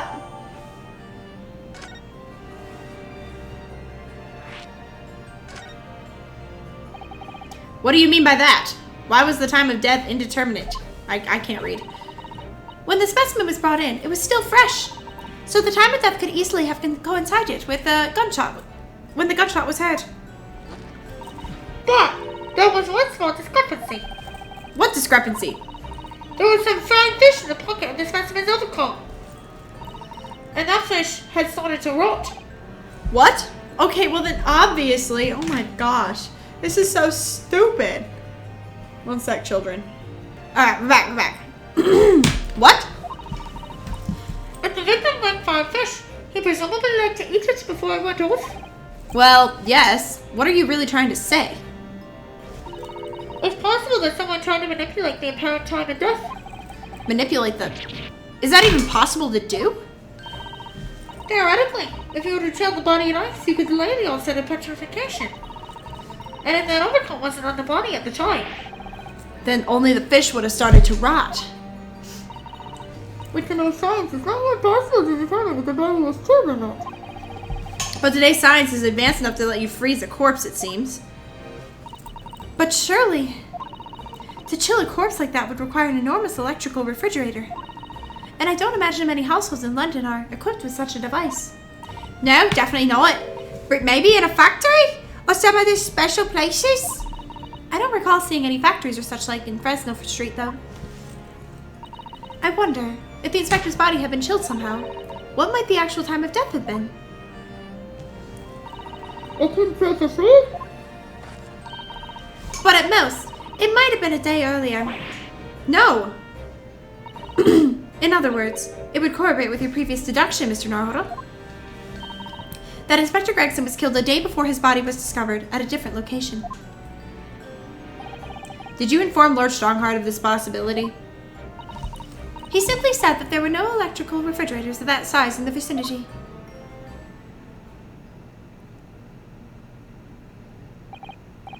Oh yes, one other thing. It's something the governor of Barclay Prison told us. He said that your mother, Dr. Scythe, was responsible for confirming the death of the professor after his execution. The professor. Apparently, you always enjoyed listening to your mother's stories about her work, so... We were wondering if you might know something about what happened 10 years ago? That's not all Mama did. Sorry? My Mama carried out the autopsy of Clint Van Zeeks as well. What? Really? The brother of Lord Van Zeeks, the professor's final victim. The idea of carrying out an autopsy on a member of the aristocracy was completely unthinkable back then. But the detective in charge of the investigation insisted that it was miraculously authorized. That detective being Inspector Gregson, of course. Quite an accomplishment for one man. That autopsy provided a vital clue needed to arrest the killer. And Mama was there for that historic event. What does all this mean? You know, that amazing autopsy happened right here in this very room. The professor and Clint Van Zieks. They both spent their final moments before their burial on that dissection table there. So this lab, Mama's lab, was instrumental in some of the country's most important events. She really is proud of her mother. I wonder if you'd tell us more about exactly what happened back then, Dr. Gorey?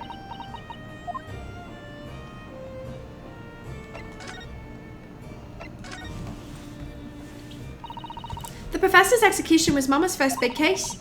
She had to be in attendance at Barclay Prison's execution chamber and signed the certificate to confirm the convict's death. Mama is the best coroner in the world, you know. I was so proud of her. But the execution didn't actually take place. No, and worse still, Mama actually helped with the jailbreak. I didn't want to know. Oh dear, you found out recently, you mean? I believed in her and Mama, but now I wonder if I'm sorry down the same path as her. You mean because you omitted the time of death on this autopsy report? But that's because Lord Strongheart forbade you from including it. Just like Mama, I swear she was coerced by February too. Yes, that's my feeling as well. There's no doubt that there were more powerful forces at play 10 years ago. The execution couldn't have been staged without a lot of people at the prison knowing about it. Obviously, the prison governor must have been in on it as well. The big man with the old little handcuffs, according to what he told us. He was tricked by the chief warder. He says he knew nothing about it. Of course he said that. I'd say the same thing. Just who was behind this jailbreak all those years ago? You mentioned the autopsy of Clint Van Zieks. It was a time when carrying out autopsies of murder victims was very unusual. It's still not a practice that's observed in our country, even now. It turned out that he was the professor's final victim, and when the autopsy was performed, Mama was present, although only as a secondary assistant. The person leading the procedure was called Dr. John H. Wilson. That's right, my daddy! And there was one other person present, the primary assistant. He was a visiting student from the Far East. Wait, a visiting student? It must have been my father, Eugen Mikitoba. I had no idea Professor Mikitoba had been involved in something so important. But the outcome of that historic autopsy was the discovery of a vital piece of evidence that led to the capture of the professor. So that's how they came to identify Genshin Asagi as the infamous mass murderer. It was planted evidence. Do you happen to know anything about that piece of evidence? Can you tell us any more? Would you like to see the records for yourself? What? Would that be alright? What's the point of keeping records if people can't look at them? The fold and the V in the back of these covers with the other records from the last decade. Thank you. Let's see. Van Zieks. That's strange. What, Mr. Naruto? They aren't here. There's nothing under Van Zieks. There must be. Perhaps somebody took them away? No. No one's allowed to take documents related to the professor case out of this room. But you're right. They're gone. Well, when was the last time somebody looked at them? Do you remember? It was... Oh yes, I remember now. It was 2 years ago. A consulting detective came one day saying that he'd like to see the records. Oh no! Herlock Sholmes! You don't mean... Herlock Sholmes was his name. Deep down I knew that was coming. Do you think he stole the records? Oh no, surely not. Iris, that can't be right, can it?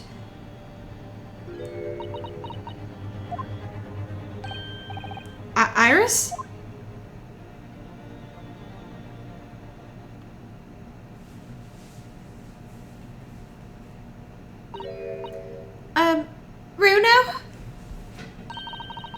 hope you don't mind, but What is it, Iris? I've just remembered something very important I have to do. I'm going to have to leave you now. Oh, this is very sudden, Iris. Well, we'll come with you then. Oh, no, there's no need. You and Riddle can take your time here. Bye for now, then. Good luck. Wait a minute, little girl. Huh? Me? I remember now. You've been here before, haven't you? Have you, Iris? Yes, 2 years ago, when that detective came. You were with him, weren't you? You were a living specimen then, too. That's the way it usually works, yes. Was I? I really don't remember. Anyway, sorry, but I must dash. Wait, Iris. I'll brew up a pot for you when you get home. What's the matter with her? She's behaving really strangely all of a sudden. Well, in that case, we won't keep... Oh, with that case, we won't keep you any longer either. It's been quite a while since I had any visitors. This was really fun. But next time you come, I prefer it if you were ready for dissection. I can't make any promises, sorry. It's a bit strange that the records of Kling Van Zeke's autopsy have disappeared. But I think we've asked all we came to ask now.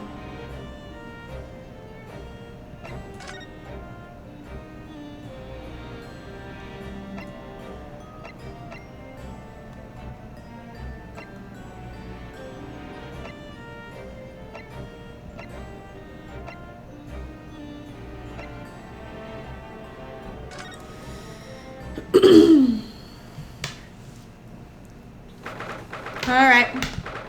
What you got for me, darling? The police are still busily investigating in here then. But Gina's nowhere to be seen. Where is she? Yes, it has been blissfully quiet, hasn't it? Perhaps she's out investigating on her own, practicing what her boss taught her. Well, I expect she'll be back before too long. Should we wait? Actually, there's something different about this room since the last time we were here, isn't there? We could always use the time to investigate more thoroughly.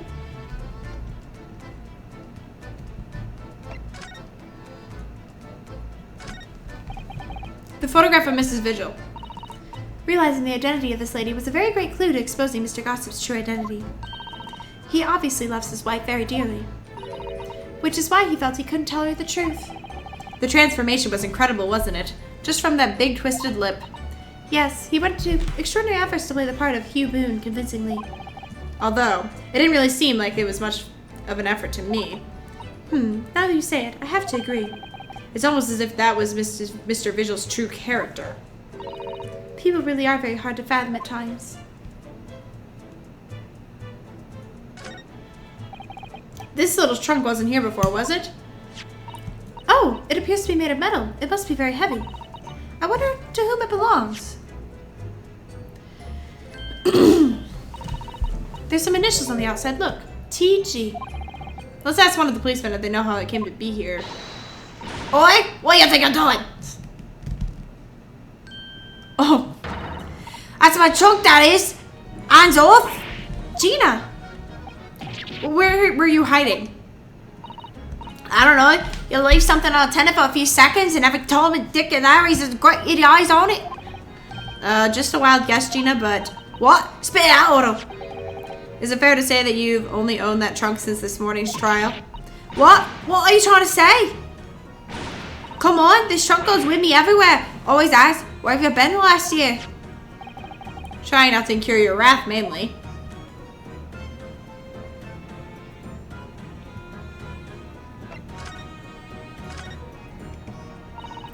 You should hear them talking at the yard now.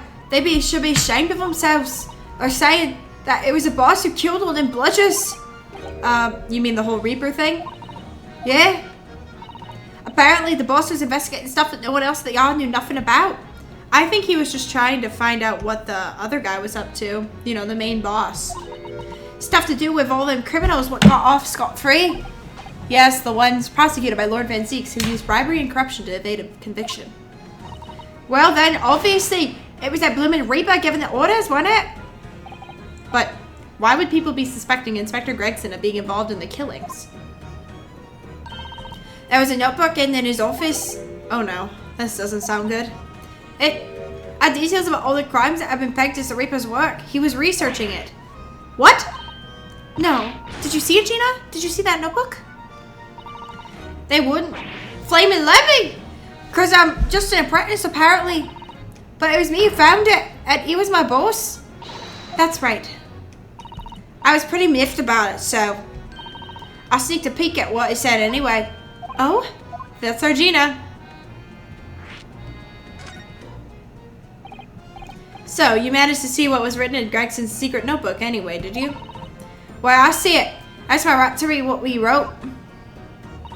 And what had he written, Gina? Dates, times, places, names, and a whole long list of them. All details what the bloods are supposed to have been done in by the Reaper. But there could have been an explanation for that. Perhaps it was a record of the inspector's investigations into the Reaper's activities. Exactly, that's what I said. That's the first thing you think, right? As it happens, it's full of names I recognize anyway. Well, the Reaper's targets were almost exclusively known leaders of London's criminal underworld. Well, yeah, but there was one name right at the end that was a bit odd. At the end of the list, you mean? I'm pretty sure the date against it was 31st October. Oh, the day before the inspector was found dead. So, what was the odd name? It wasn't like a name I've ever seen before. It was something like, nah, it's no good. I can't remember it. I don't think it was an English name, put it that way. Oh dear, what a pity. There was something else too. I don't know if it matters, but the same name kept coming up over and over. Shin, it was. Don't suppose it means anything, but...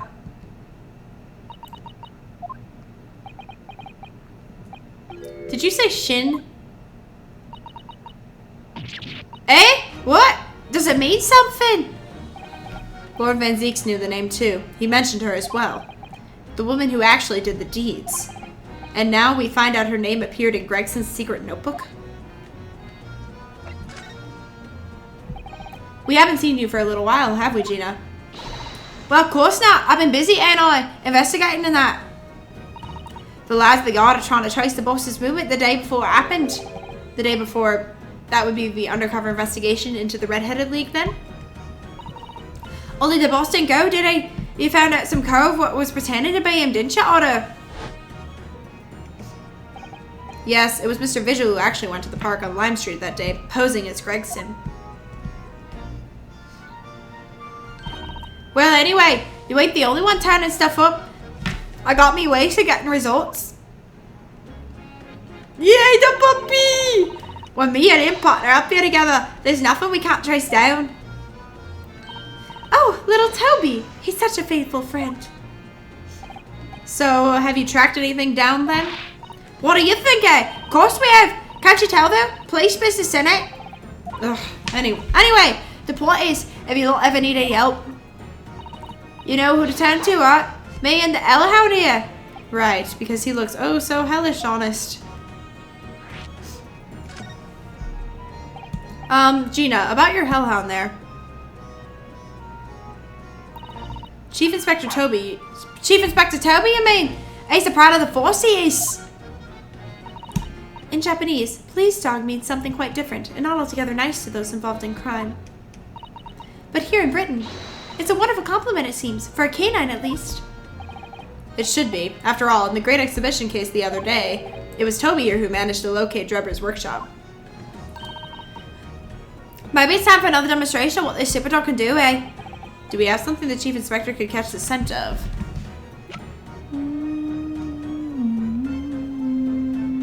Take that! Well, Chief Inspector Toby, if you wouldn't mind having a sniff of this. The Chief Inspector said wolf to that auto. Yes, I heard. I think perhaps the particular item didn't excite him very much. It is old. You got nothing else? I'll have a think.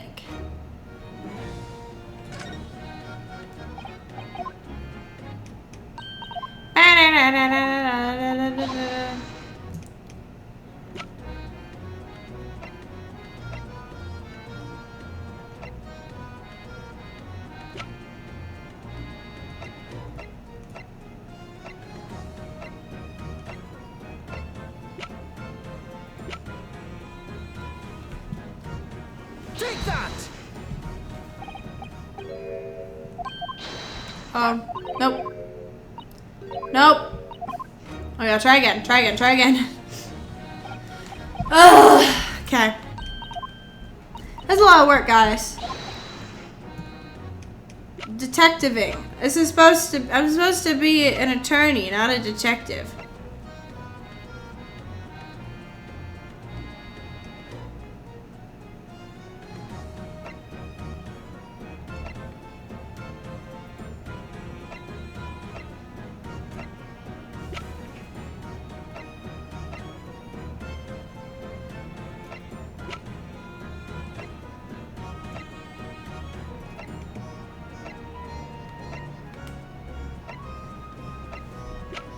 Alright.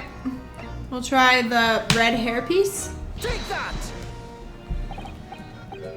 Oh, here we go. No? He might have a little too keen, don't you think? Oh! The chief inspector made short work of Gina there. Ah, look what he's gone to. Oh my, that truck clearly still has a very strong scent. Of Inspector Gregson. In other words, it must have belonged to him.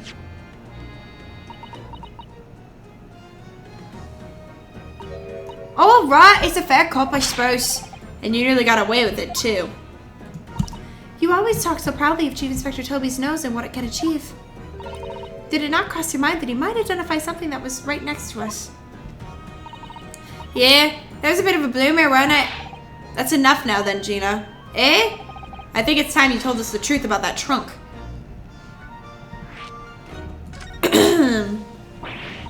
It won't like that. It just won't. What are you talking about? I know it's going through the ears, but that ain't what happened. Alright then. What did happen? Well, like I said before, we were trying to trace the boss's movements. So I let Toby have a whiff of the boss's overcoat. And as soon as I done that, it went off like a shot. Straight to that sandwich. To a sandwich. Mr. Naruto, I believe Gina means the witness. Oh, I forgot about that sandwich. Yeah, he had it hidden between them wooden boards of his, the boss's trunk. You mean when they heard the sound like a gunshot all piled in here? Exactly, and nabbed it from the scene. Goodness. Me and the chief inspector gave that sandwich a good grilling, and you know what he said? I thought it might fetch a good price. The chap wouldn't be needing it anymore, so. But that's all I did. Nothing more, nothing. What you Adam and Eve chicken, eh? Stealing the dead boss's stuff to flog. So Miss Venus wasn't the only one to meddle with the scene of the crime then. How could they? So anyway, that's all happened. And it's a pretty decent trunk, so I figured I might as well make use of it. Is there something wrong with that, eh? Well, maybe you and Mr. Sandwich should try to find the answer to that question together.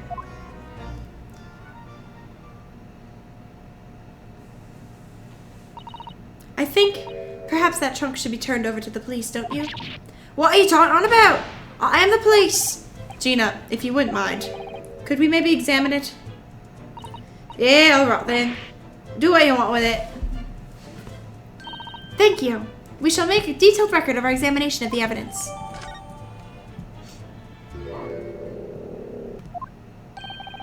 What's the matter with Toby? Why is he acting so aggressively towards me all of a sudden? Mr. Naruto, be careful. It must be the trunk.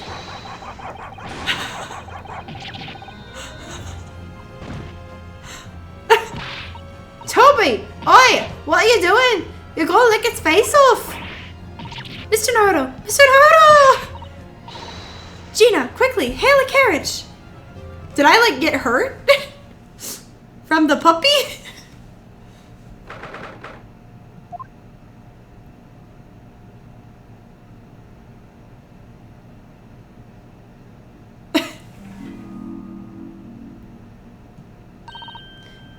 Oh, Mr. Naruto, are you alright?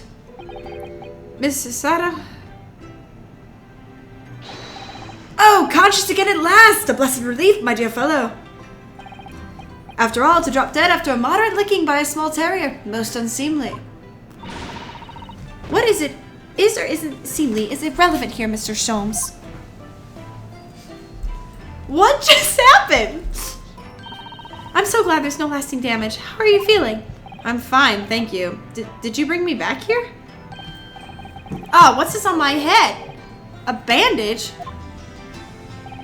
Sadly, we had no ice, so that's a compress of sugar water. Sugar water? Don't worry, Mr. Naruto. It's a first aid treatment that my father taught me. Oh, thank you. So, let us take tea when you're feeling up to it. But of course, no sugar in the patient's cup. The bump in my head is throbbing sweetly enough, don't worry. Whenever you feel ready, then.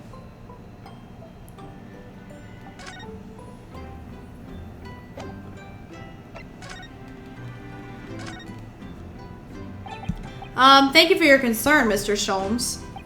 My dear fellow, think nothing of it. I must say I was quite startled when I heard that you'd been attacked by a dog. For a moment I feared that infamous murder of somebody had come back from the dead. You mean the professor? Fortunately, I see your prize throat is unscathed. That stiff turned-up collar of yours obviously afforded some unwelcome protection. Was I that close to death? All I really remember is the dog licking my face over and over again. Well, if you wish to avoid such troubles in future, a little mustard spread on the cheeks should do the trick. I should think that would balance the sweetness of your bandage rather splendidly.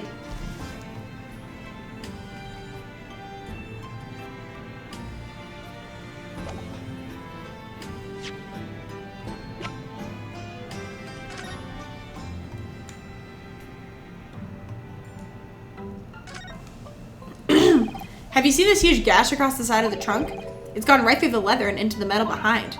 Gosh, for a metal chest like this, it had been so badly damaged. Whatever made the gash must have struck the side of the trunk with considerable force. I wonder how it happened. A gun, maybe? Let's have a look inside.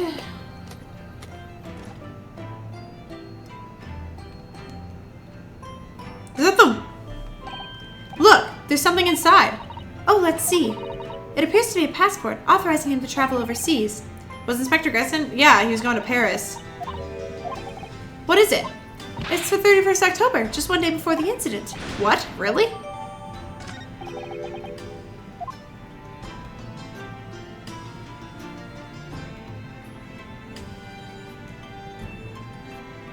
Whoa! Look at this dark stain here, do you think? Yes, I'm afraid so. I think it's blood. I knew you were going to say that, so that presumably means that this was present at the scene when Inspector Gregson was killed. It's the most logical conclusion, yes. To think Gina's been carrying this around with her. Okay,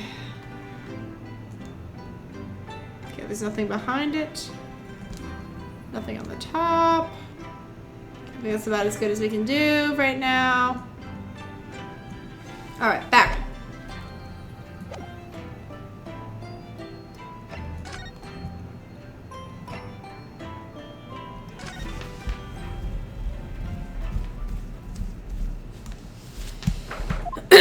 Alright, Sholmes.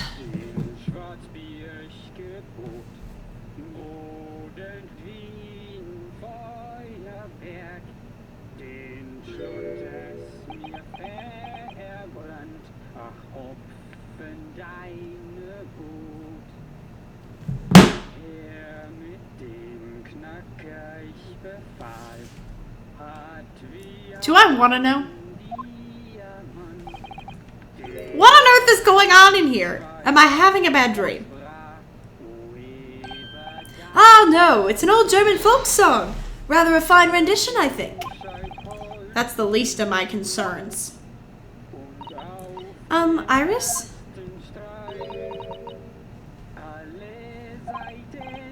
Iris, what's the matter?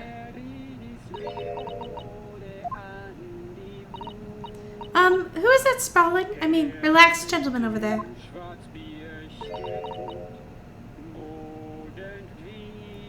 It looks like your father. Iris, is she even listening? Excuse me, sir. I do apologize for troubling you whilst you're singing so merrily, but would you be kind enough to explain the situation?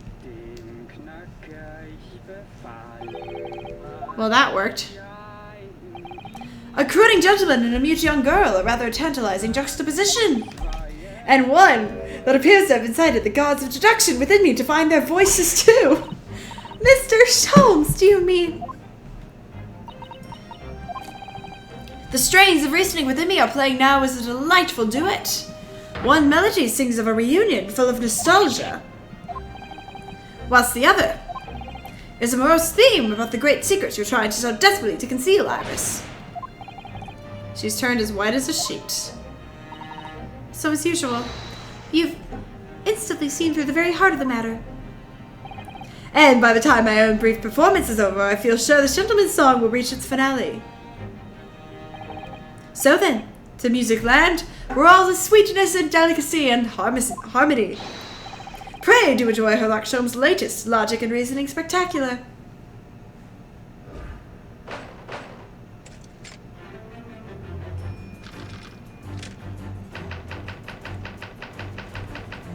Man's identity, what you got? Firstly, we consider the gentleman's nationality. Clearly he's a German with no grasp for the English language. He's not singing. As evidenced by the Germanic song he sings and his apparent inability to understand when asked to desist. So why is the man here at all in such apparently high spirits? The answer, of course, Iris, is clearly known to you. Indeed, we only need to follow the gaze of those bright eyes to unravel the particular part of this mystery. The reason for the man's mildly irritating warbling is revealed by the herbal tea. You obviously offered our German guest a cup of your latest herbal blend. The tea's delectable flavors made the man's spirits soar, and resulted in this joyful ditty tumbling incessantly from his lips. I eagerly await sampling the flavor myself, that I may join the fellow in his state of elation. She just goes, no. Now to the next question. Who exactly is this gentleman availing himself so early of the city? As it happens, a number of years ago now, a certain gentleman of German origin engaged my services in solving a particularly delicate case. He required the retrieval of letters once sent to an acquaintance that might be proved problematic. In order to conceal his noble identity, he also arrived at my office in a mask. The gentleman's name was Wilhelm Gottfried Sigmunds von Ormstein, the King of Germany. If my memory serves, the mask worn by the gentleman is identical. Yes, there can be no question, the mask belongs to the King of Germany! What? It would appear that His Majesty remembers the fine service I afforded him, and has decided to show his face again, mask and all, in order to express his gratitude. A well-mannered monarch indeed, would you agree, my dear fellow? Iris is like, why? So, the identity of the masked visitor is in fact my former client, the King of Germany! Indeed, his son is currently in London as well, enjoying the wonders of the great exhibition.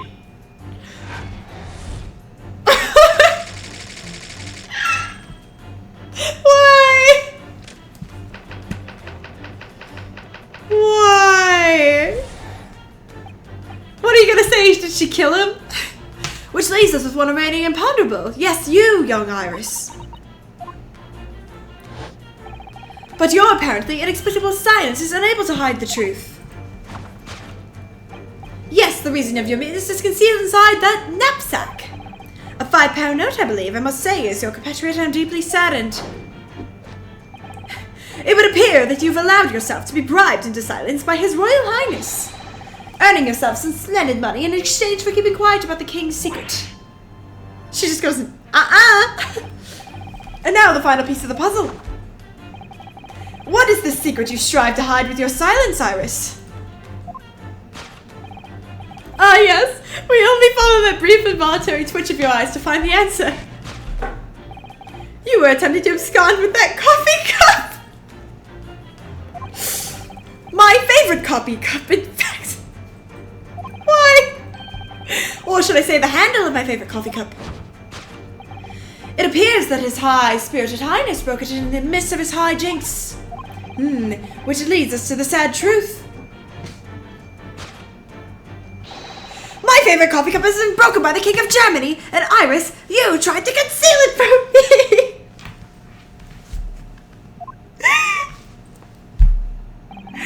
I shall have a bill sent via governmental channels to the German royal family for its replacement.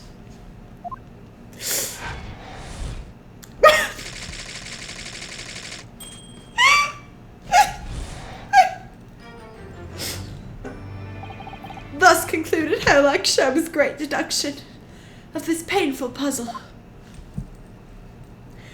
What?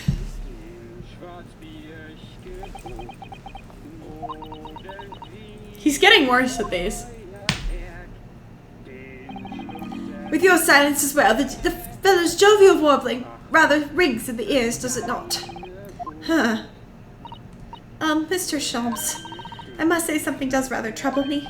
Pray, Mrs. Arlo, do tell! His Royal Highness doesn't appear to have moved a muscle since we arrived. Ah! And you haven't said a word either, Iris! If Mr. Sholmes has it all right, you might as well own up to it now.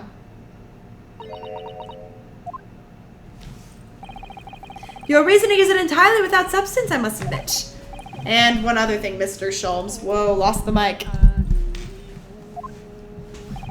Yet another grievance, Mr. Naruto. Surely not? Well, I actually read the story of that case recently, the one you were just describing. And according to that, at least, it wasn't the King of Germany. It was the King of Bohemia. Goodness, was it? Yes, that's quite true, Mr. Gotts. Mr. Gotts, the prince, testified to that in court. In his words, I've come to see the great exhibition all the way from my home in Bohemia. I would ask you to keep that minor error to yourselves. It could easily become quite a scandal. I believe, Mr. Naruto, that it's our turn now to make some corrections to a number of minor errors that may have slipped in. Yes, even Mr. Sholmes is willing to admit he might have slightly wide of the mark this time, and every time. Although it's clear that Iris is definitely hiding something. We need to find out the truth. But one truth is incontrovertible. My favorite coffee cup is no more. So, shall we embark again on a joint presentation of Herlock Sholmes' Logic and Reasoning Spectacular?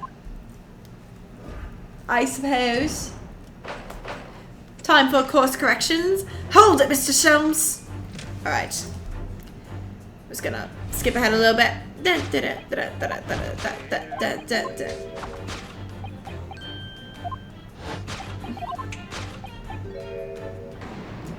Alright. So what? It's some mix of herbs that gives you the urge to sing? Goodness, I should like to try some. And I'd like to hear you singing, but this man, just how long does he intend to keep up with that tune, do you suppose? Is his mouth moving? As I said, he's been stock still the entire time, and if you look closely, his lips aren't moving either. Yeah! So I'm not sure what's actually responsible for the spirited singing, but I suspect the answer lies in the end of Iris's gaze.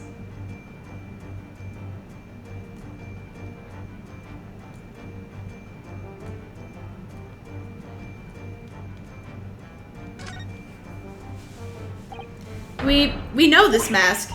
Oh, you're right. So, does that mean... No, surely not. It couldn't be, could it? No, it's most definitely not him. Oh no, of course not. Thank goodness. But then, why is this gentleman now wearing it? I'm afraid once again I really have no idea.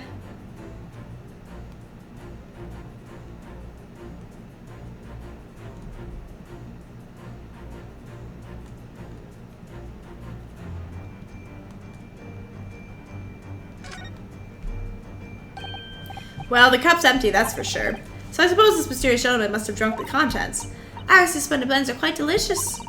So I understand wanting to vocalize those feelings. In fact, Mr. Naruto, you often erupt in boisterous laughter after drinking Iris' tea. I do? What you hiding over here?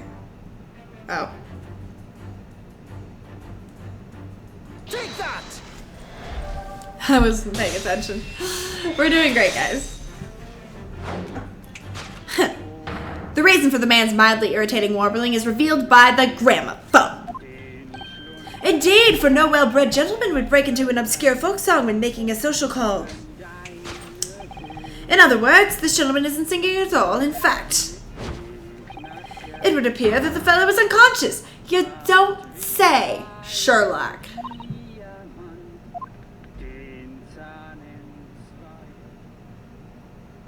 Ah, the music seems to have stopped now. I ask you, Mr. Naruto. Yes? Why would I purchase a recording of that gibberish? How should I know? Well, never mind. I can't. It's so good every time. Oh, never mind. On with the deduction. Who exactly is this gentleman availing himself so thoroughly of the city?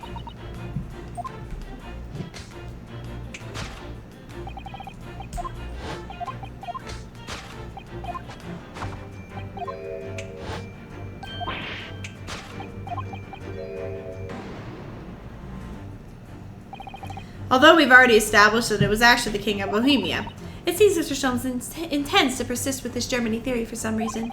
Come to think of it, the young prince was wearing a mask as well, wasn't he? Master Gotz, the boy whom you've had in tears. Don't remind me, or anyone else. Do you suppose all members of the aristocracy of mainland Europe wear masks? I'm sure they do. Well, probably anyway. The point is, that mask doesn't belong to any king. No, that's right, as we well know. Because we can identify the true owner of this mask.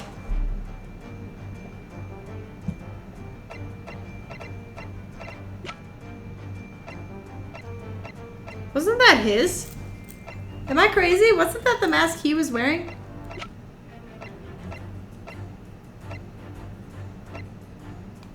Take that! Yeah, okay. I was like, am I crazy? That's his mask. It doesn't look quite as good on him. Yes, there can be no question that the mask belongs to Katsumaski. In other words, my memory is sublimely unreliable. Only you could try to make that sound positive. Katsuma's mask has been languishing on this metal chest for several days.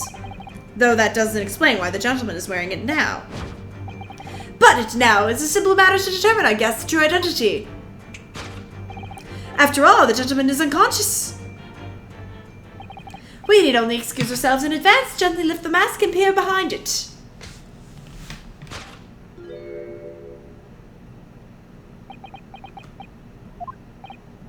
I don't believe it. Ah! Bro, I said, it's the mustache. You didn't, okay. Father! I'm afraid, Mrs. Sato, you must be No, I think not, Mr. Sholmes. I love her. Then it would appear our logic and reasoning has once again revealed the truth. This mysterious visitor. Is he an idiot or is he is it a troll? Is my unconscious father, Yujin Mikitoba. Logic and reasoning or just looking and saying. It's so good. It's so good.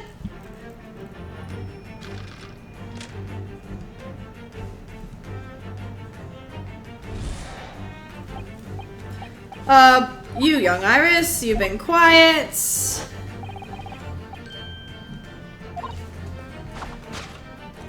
Yeah, okay. So, that's a £5 note poking out from Iris's knapsack, is it? Oh dear, I can't be sure. Most money that we encounter is in coin form. I know. I'm not even sure if we've seen any banknotes here in Britain at all, have we? But anyway, Father would never pay money for Iris's silence. He certainly seems like the silent type himself, though, judging by his present state. Perhaps Iris trying to look at so hard not to give away with her eyes is something entirely different.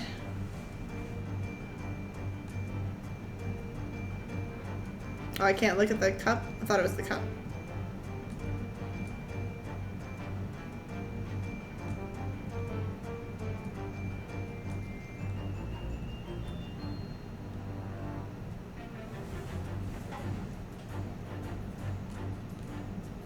What are you looking at, darling?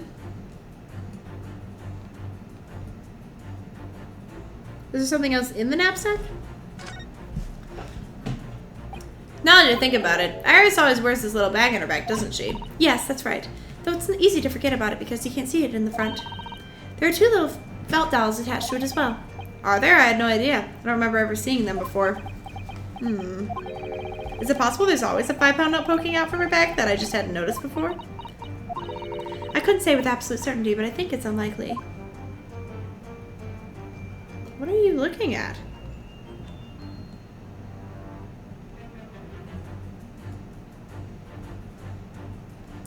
What you hiding under those hands, girly? Oh, the chest? This metal chest, it contains important documents, doesn't it? Yes, details of all the cases Mr. Sholmes has worked on over the years. Written up by Iris's father, but if I'm remembering correctly. Iris insists that the chest is kept locked at all times. She's never once shown me inside. Well, its contents are invaluable to her, I suppose, and entirely irreplaceable. But look at it now. Yeah, okay, it's open, it's open, it's open, it's open, it's open, it's open. Okay. Yeah. Here you go. Take that! Take that!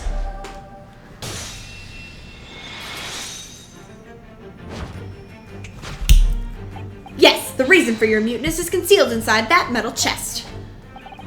Ah, excellent observation. Upon further inspection, there is something different about the chest's appearance. It's kept locked at all times, yet now the catch is open. Evidently, this has something to do with your refusal to speak, Iris. But it's a simple enough matter to incite you to speak, I'm sure. I merely need to open this chest. We're getting a full animation. Here we go. No! Holly, don't! Is there a man in there? Oh. What? Oh! Mr. Sholmes? Allie! That's beautiful. He's dead. Never. Oh, Ellie, I told you not to open it. Ah, so you found your voice now, Iris. Ah! In other words, what just happened clearly reveals the truth here. Yes, the real reason for your silence until now is... This is somewhat different to the usual dance of deduction you perform with Mr. Sholmes, isn't it? Well, he's left me alone in the ballroom floor, so I'm going to have to dance this next part solo. I mean, that's such a good line. And anyway, I need to go to the bottom, get to the bottom of this for my own peace of mind. Now then, Iris isn't usually the silent type, so... You mean you don't actually know the answer yet? Despite that knowing point of the finger before. Mrs. Soto. Sometimes a man needs to point his finger first and think later. Oh, well, if you say so. I think we'd better examine Iris more closely to try to rescue the situation.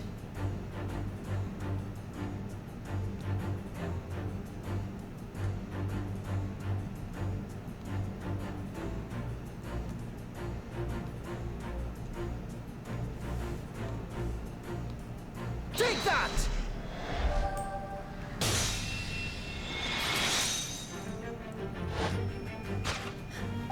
Yes, the real reason for your silence until now is that key behind your back.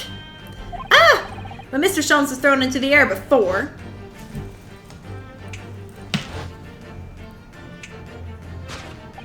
Just before you called out to try to stop him, you slipped something out of your mouth. That something is the key now in your hands. No doubt the key to the chest. You're so clever, Bruno. So now it becomes clear. Thanks to Mr. Sholmes' graphic demonstration, we can well imagine what happened here. But... Professor Migatobo also opened that metal chest, only to be punched into the air. And land sprawled on the couch. But wait, that doesn't explain all the facts. What about the stylish scarf? And the cup of tea, and above all? Why would he be wearing Katsuma-sama's mask? Well, for those curious details, I think of only one explanation. Clearly, an unbelievable miracle took place in this room. Isn't that right, Iris? Consider how the room was arranged before this whole painful experience took place. When Professor Migatobo opened the chest, completely unaware of what awaited him inside, the mask was flung in the air just as he was, only to land neatly on his face when it fell back down. The teacup's journey through the air ended where it caught on the unconscious professor's finger. You mean to say that the stylish scarf is actually just a tablecloth? This is the great detective's office, after all, a place of miraculous deductions.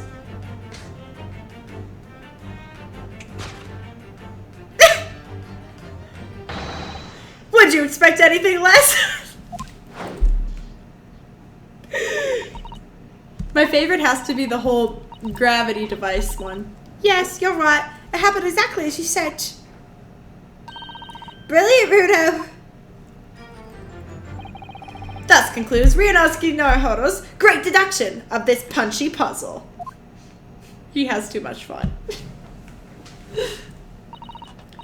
So then, why don't I make a fresh pot of tea first, or? Objection! An admirable performance, Mr. Naruto. But in the final act of the show there, you rather missed everything of importance. Mr. Sholmes? If you would cast your mind back to the random something. Iris, clearly you're hiding a great secret. Ah? She is? From the look on her face. Mr. Sholmes must be right. Whatever that's a devious face. That great secret is the cat isn't out of the bag yet. So I put it to you again. You were attempting to abscond with that coffee cup.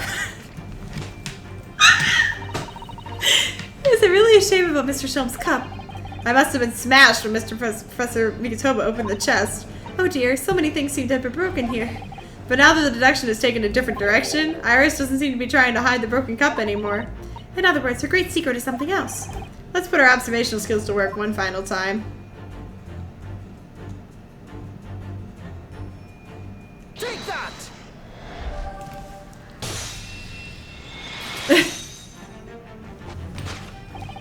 You were attempting to abscond with that case file. Iris, as you know very well, nothing escapes the attention of a great detective. Oh no.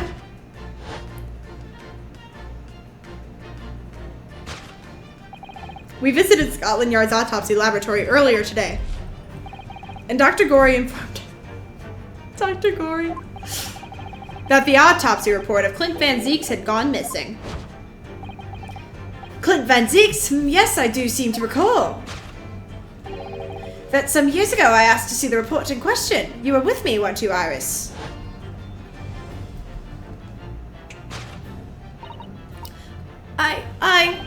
You mean it was you, Iris? So those papers you have there are... I'm sorry. Forgive me! What? To hide the coffee cup. That's crazy.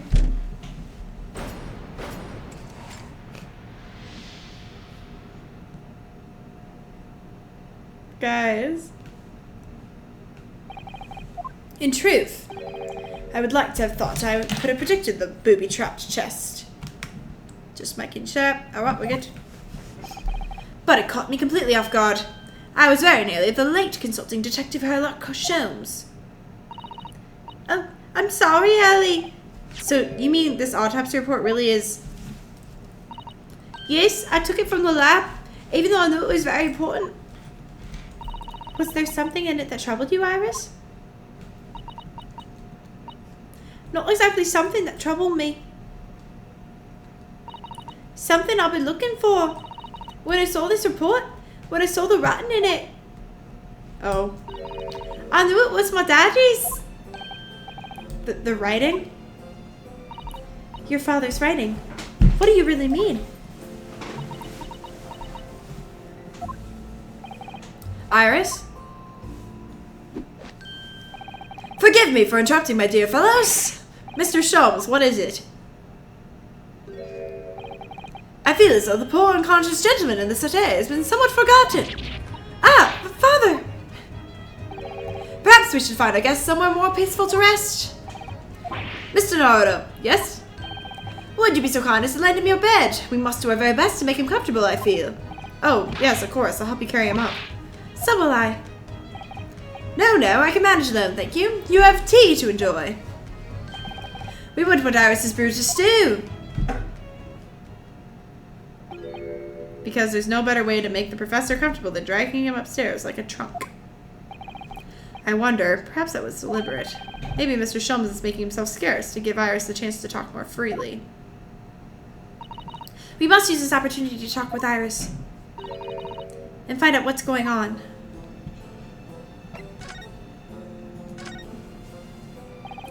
Would you like to tell us more about it, Iris? About your father? I'm sure I told you before, didn't I? That Daddy used to be Ellie's partner. Yes, and that notes about all the cases they solved together are kept inside that metal chest. That's right. Ellie told me, you see. He said that Daddy's somewhere very far away now, so we can't meet. That's one way of describing it. Then, when I secretly unlocked the chest and read through the papers inside, I started to build up a picture in my head of what Daddy must be like. Well, that's only natural. You're just like any other girl your age. I read that Daddy was a professor in medical science, so I studied and took my degree too. Well, that's only natural, I suppose. In that respect, you're not quite like any other girl of your age, though. But there was one thing I could never find out. Daddy's name. Oh. His name wasn't anywhere on any of the notes that he made about his work with Ellie. But then one day... That's what happened, isn't it? Is it? When you saw this autopsy report, you finally managed to work it out, is that right? Yes. So it was the handwriting in the report that caught her eye. When I saw the writing on that report, I could hardly believe it. I know that handwriting, I thought to myself. Because it was the same as the writing you'd seen on your father's case notes. Exactly.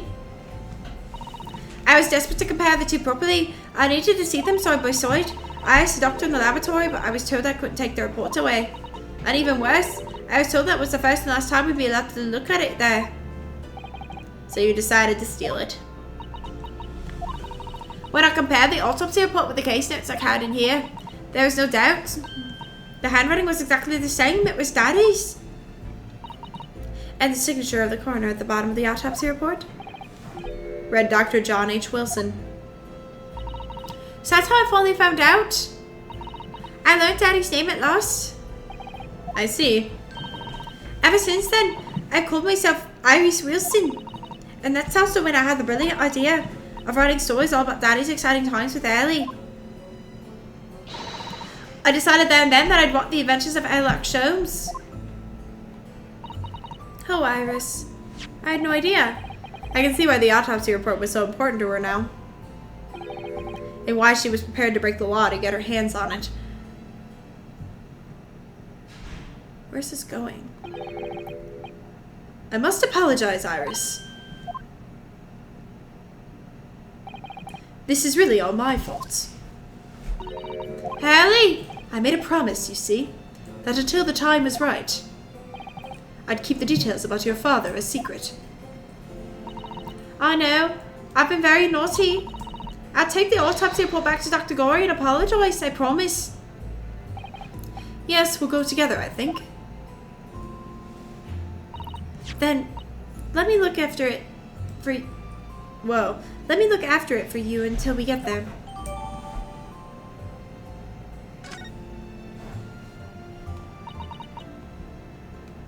Let me see this thing. Victim Clint Zeeks, 33, British, time of death, between 9 p.m. and midnight. So, death from a single stab wound to the heart, other superficial external wounds, and you can do them. Recent scarlet ink stains visible on the little and red finger's hand. No documented corresponding ink was found. Vital evidence recovered from the victim's stomach. Credit to Inspector Gregson for petitioning so doggedly for the autopsy procedure. No internal trauma noted anywhere. Interesting. I must go and water my herbs, I think. I'll see you all later. Poor Iris. She must be feeling awful. I know Mr. Sholmes is here for her, but still. Ah! What? How? What's the meaning of this, Mr. Sholmes? Mr. Sholmes? Oh, dear me. So, you've noticed, I see. But that would mean...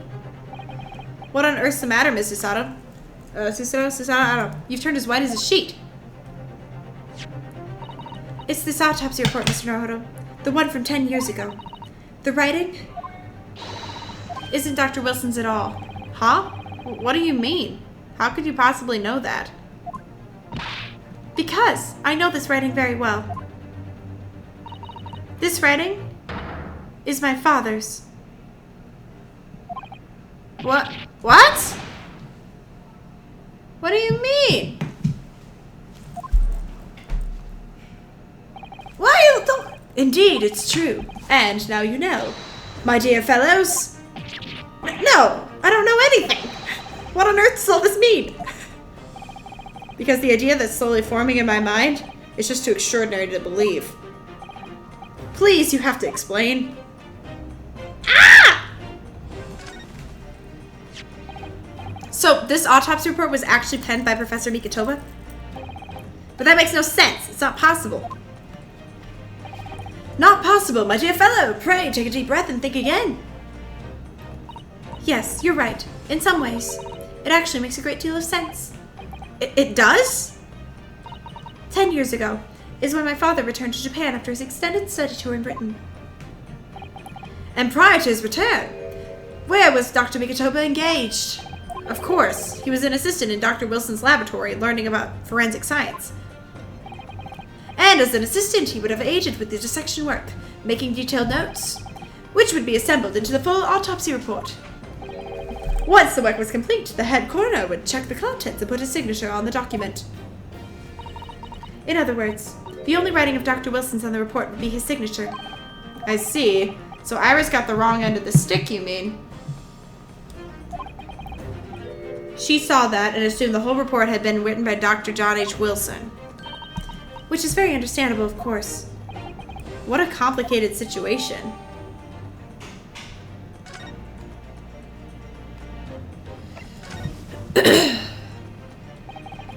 Thinking about it, most of what we know about you, Mr. Sholmes, comes from the published stories of your exploits. Yes, The Adventures of Herlock Sholmes, written by Iris.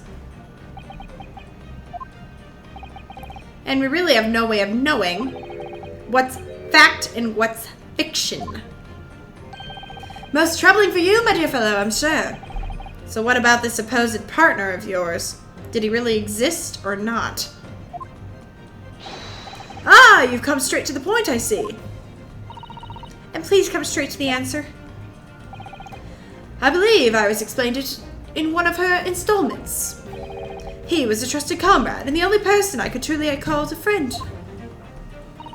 And did this partner of yours truly make a record of all your cases? Are his notes really stored inside that metal chest?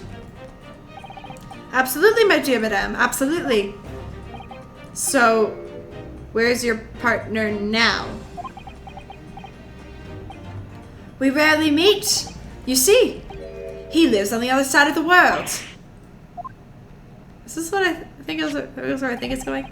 But if this autopsy report and the records of all your old cases were penned by the same hand, and if the autopsy report was written, though not signed, by your famous partner, there would be only one logical conclusion. Pray, impress me! Your partner would have to be Yujin Mikitoba. In other words, Miss Susada's father. Upon my word, Mr. Nohoro. Yes? You are coming along wonderfully. You have hit upon the method at last. You have finally grasped the art of deduction. You mean to say... Allow me to introduce you to my great friend and partner, Mikitoba. Professor Mikitoba?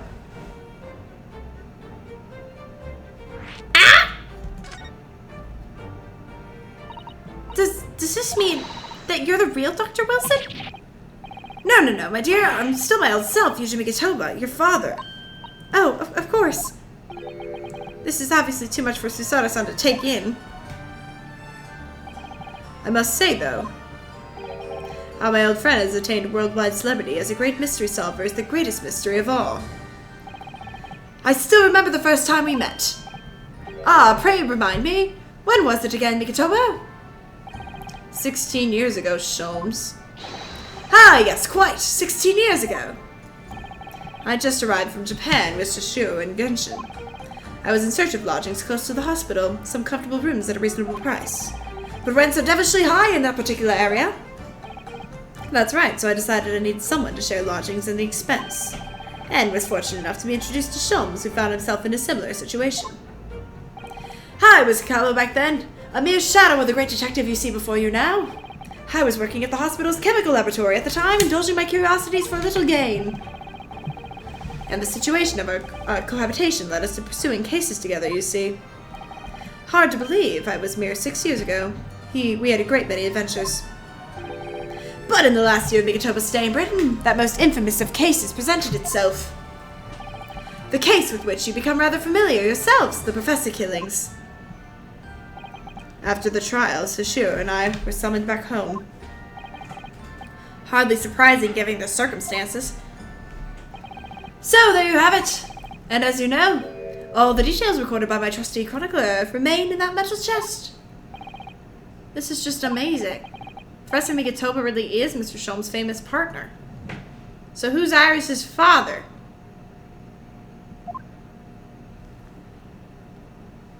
He did not. Hey, father. Goodness, my dear. What a cutting look. As your daughter, I'm very proud to learn that you were the great detective's great partner. But nevertheless, there's another mystery that I really must ask you to explain now. And that is? You know very well what it is. The unresolved matter of Iris's father. Ah, of course. I didn't forget about that. You rascal! I should have seen this coming, I suppose. You rascal! No way.